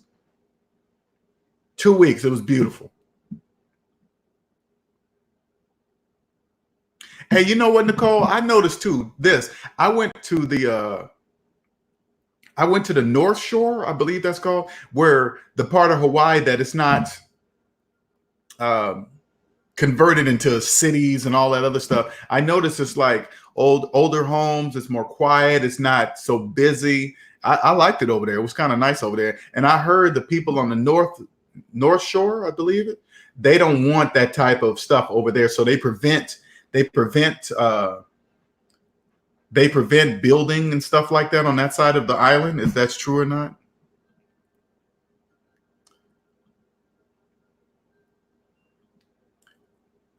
Let's see. Oh, he's talking to Nicole. Cosmic Wisdom says the pain you feel paying off today will be the pleasure you get using the same amount of money to build savings, invest, start a business. It sure is. Cosmic Wisdom is correct. Because you'll have real money to build wealth. And you will realize once you get out of debt, this is what I promise you guys.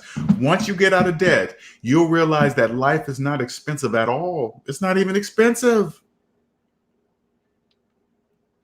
If anybody tells you that a certain place is expensive, you got to realize who's telling you that. Who's telling you that? Somebody that has kept their student loans for 30 years? Oh yeah, it's New York's expensive. Hawaii's expensive for people who are in debt. I want you to stop and think to yourself, is New York empty? Are there people living there in New York in brownstones? Yeah. Okay, then it's not expensive for everybody. They're living there. Hyphy says, been to Hawaii 3 times, may go again. Yes. And Hyphy probably wake up on a Wednesday and say, you know what?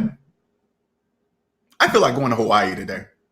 I'm gonna stay a couple weeks. Hell, what the hell? Why not? You can do that when you're financially free. When I quit that's what I didn't tell you guys. When I first quit my job back in 2016, I quit it in January of 2016. In March, I went to Hawaii for 2 weeks by myself. 2 weeks. People in the debt matrix were like, who are you going with? How long you staying? I'm going by myself and I'm staying for 2 weeks. I'm going to find an old video of mine that you guys can see. I made a video of myself in Hawaii.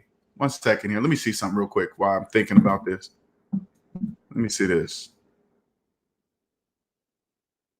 1 second here. L Young. What 1969? Okay, here we go. Let's see where I put. Oh, there it is. Is that what it is?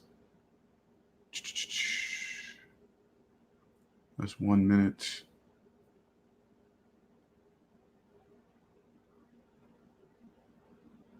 One second, you guys. I'm kind of looking at some stuff here. Okay. Woo, I was dark. Holy crap. All right. Here is a video of me. I was making something. I don't know what, the new 40 plus. Okay. Let me give you guys this video of me. I was in Hawaii in Waikiki for Nicole. I was in Waikiki. And okay, here's a video of me back in 2016. Yeah, that was 16. Okay. There's a video of me talking about something. Damn, I was dark. Wow.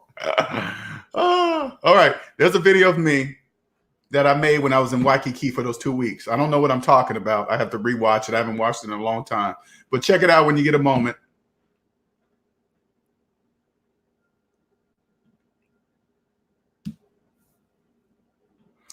Jennifer says that's it right there. Cosmic Wisdom is about financial discipline, and it's only for a short time. Yeah, because when you're getting out of debt, you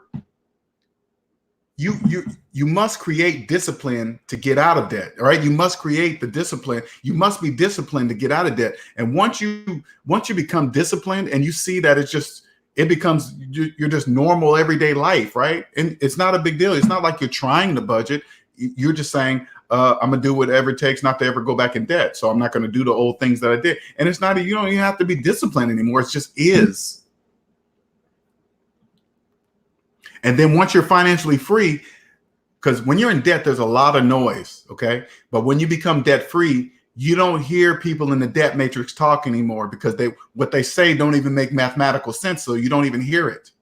You don't say anything. You don't say, hey, man, you shouldn't be doing that. Because if they knew it didn't make mathematical sense, they wouldn't be saying out loud in public for people to say. Like when you get on Facebook and you see somebody get a raise, right? They got a raise at their job. And then they say something like this. Oh, man, I got a raise. I deserve to get a new car. Check out my new car. Look at this. So what they did was get a raise and put themselves deeper in debt for a new car. They don't know that. They don't know it doesn't make mathematical sense. Or else they wouldn't get on Facebook and tell the world that they just did something that doesn't make mathematical sense. They don't know that. Okay. Cosmic Wisdom says, well, you will use the same taxes to pay off debt to build up wealth. It's just the other side of the coin. Yes. See what I'm saying, you guys? Cosmic Wisdom is exactly right. You're going to know what to do. First, by getting out of debt, you're showing yourself that you can treat your own personal finances like a business. Getting out of debt shows you that you can master your personal finances right now. You treat your personal finances like a business, because anything you use your credit on, the bank, a house, a car, that's business for them. If you take it personally, that's on you, but that's business. Nicole said you had a major. I did. That sun in Hawaii that sun felt great. I ain't gonna lie. My tan was on. Okay. And then when I got back from Hawaii and went to the gym, everybody knew I was somewhere else, because you don't get a tan like that in Seattle, Washington. Okay. That doesn't happen. Okay. HM says, me and my lady are going to Hawaii on our honeymoon in August for the second time. We are getting married on her birthday in August. Nice, sweet. Congratulations. Congratulations to you both. Ivy says, I wish I could take everyone here to the Caribbean or Hawaii. You will not care about money or most materialistic things once you understand the real definition of peace and happiness. Yes. I have peace in my life right now. Peace. And this is why the only thing that's not peaceful right now for me is that I get anxiety of thinking about ever having to go back to the 40-hour work week life. That gives me anxiety. Because this is what I suggest. Okay, this is a whole nother level. All right, this is what I suggest, Jennifer, if you can do it. Okay, this is a very important part of the process. You are now financially free. Stack your money, stack your dough, Max out all the 401k and HSA options. It's time for you to understand how taxes work. You can understand by maxing out your 401k and your HSA, right? When your money gets stacked really, really high, this is the suggestion, okay? This is what I suggest. I suggest taking a whole year off of work, 1 year. Don't get a job. Don't worry. I mean, you can think about what you would do. It's going to naturally come, what you're going to want to naturally do for a living or a business. That will come. But take 1 year off. This would allow you to experience what it's like to be truly free. It'll help you experience what it's like to be free. Now, I didn't do that on purpose. When I quit my job back in 2016, I didn't say to myself, yeah, I'm going to take a year off and not do nothing. I don't care if you wake up every day at 12. I don't care if you sleep in every single day. I don't care if you just walk down to the coffee shop to get a coffee and that's the meaning of your day. Hey, you go to the gym every day. Don't do nothing work related, nothing. You do whatever it is. You only do what you wake up in the morning that pops up in your brain to do and say, I'm going to do this. Once you do that, your whole life will change. I promise you. You'll be like, oh my God, this is really life. Yes, it is. That's real life. Now you'll do whatever it takes to maintain that life. That's where I'm at right now. I'm doing whatever it takes right now to maintain this life. Having a regular 40-hour work week life will change that whole dynamic. I don't want that. Don't want it. Don't want it.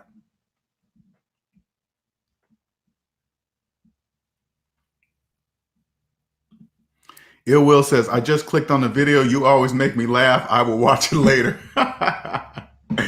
Yeah, that was me. I was that's 16. So that means I was 46 at that time. I was tanner than tan. That Hawaii sun got me good, did my skin good. Gabriel says, you looked funny, man.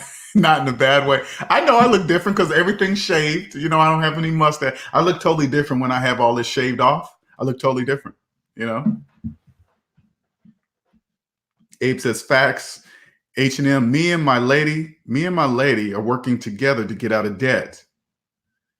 Get out of the debt matrix, slave plantation. Yeah, and that's awesome that you and your woman are doing it together, because I feel really, really sorry for people that are in relationships. And one person in the relationship wakes up. If they wake up and say, oh man, this is the answer out of debt, we can live free, and the other one doesn't, ooh, that's going to be a very big problem. It's going to be a very big problem. Very big. Jennifer says, that's one of my goals, LJ. That's the piece I've always wanted for me and my husband. Yes, you got to do it. Get out of debt. Both of you guys get out of debt and stack your money. Stack it. Don't worry about, oh, is this going to be enough? You'll know how much is enough. Don't worry about that. It's not $1 million either. Don't worry about that. Just stack your dough and take a year off and do nothing work related. Nothing. Now, if you decide to do this, the first couple of months, you're going to go through with some withdrawals, like you're coming off of crack. Like you're coming off of meth, right? You can be like, oh my God, I need a job. I won't survive. And then every time that pops in your head, you got to go, I'm not in debt. The majority of people are in debt. I have money in the bank. I have no bills. I'm good. Keep saying that to yourself over and over. And then about month 3, then month 4, you'll get more and more comfortable. Month 5, you'll start enjoying this life. You'll start, man, it's cool to wake up and do whatever you want to do and not worry about anything. Yes. Don't worry about people say, hey, man, Jennifer does nothing, but she just sleeps in all day till 12 and 2, and then she'll wake up and do whatever. Yeah, don't worry about people in the debt matrix, because they have a tradition. They got to be up by 6, get in traffic. That's their tradition. You don't, they'll be jealous. Don't worry about them. This is what you say. Hey, man, what's up? Yeah, I don't wake up to the crack of noon. When my friends call me, I'll be like, hey, man, what's going on? Oh, man, I always tell them, oh, man, you know me. I get up at the crack of noon.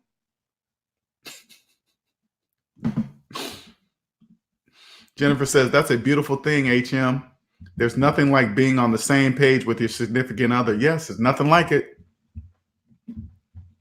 That's why I'm saying if you're single and you become debt-free, you're not going to get with anybody that's in debt. You're not going to do it. I keep repeating this. You're not going to, I don't care how fine they are. I don't care how bad their body is. I don't care if they're a doctor, a lawyer, a pharmacist, if they live in the best part of town, if they drive a nice car. If they're in debt, you won't care about any of that. Sorry, whatever. How come you don't like me? You're in debt. I keep telling you that. Everybody has debt. No, everybody in your world has debt. My friend says everybody has student loans. No, everybody in your world have student loans. Gabriel says, I don't wake up to the crack of noon. I felt that. Yeah, I don't wake up to the crack of noon. I don't wake up to I mean, not every day. I'm just saying when I choose to. I just wake up at the crack of noon. Oh, man, wow, it's almost 12. I guess it's time to get up. I mean, I don't do that now because that was just the first year. So I don't do that now. I'm just more about creating this business. So I'm answering emails, talking to people, getting people's ideas, anything to help my channel grow. I don't want to go back. Now, again, if I'm forced to go back to work and you guys see me come on here and say, yeah, I had to get a job. Don't think I'm saying I'm getting a job because I'm broke. No, I need money. The only way to get money is to have a job. I'm not going to borrow the money. I'm not going to borrow money to keep this business going. I'm not doing that. I'll get a job. I'm not going back into debt for anything, not even my business.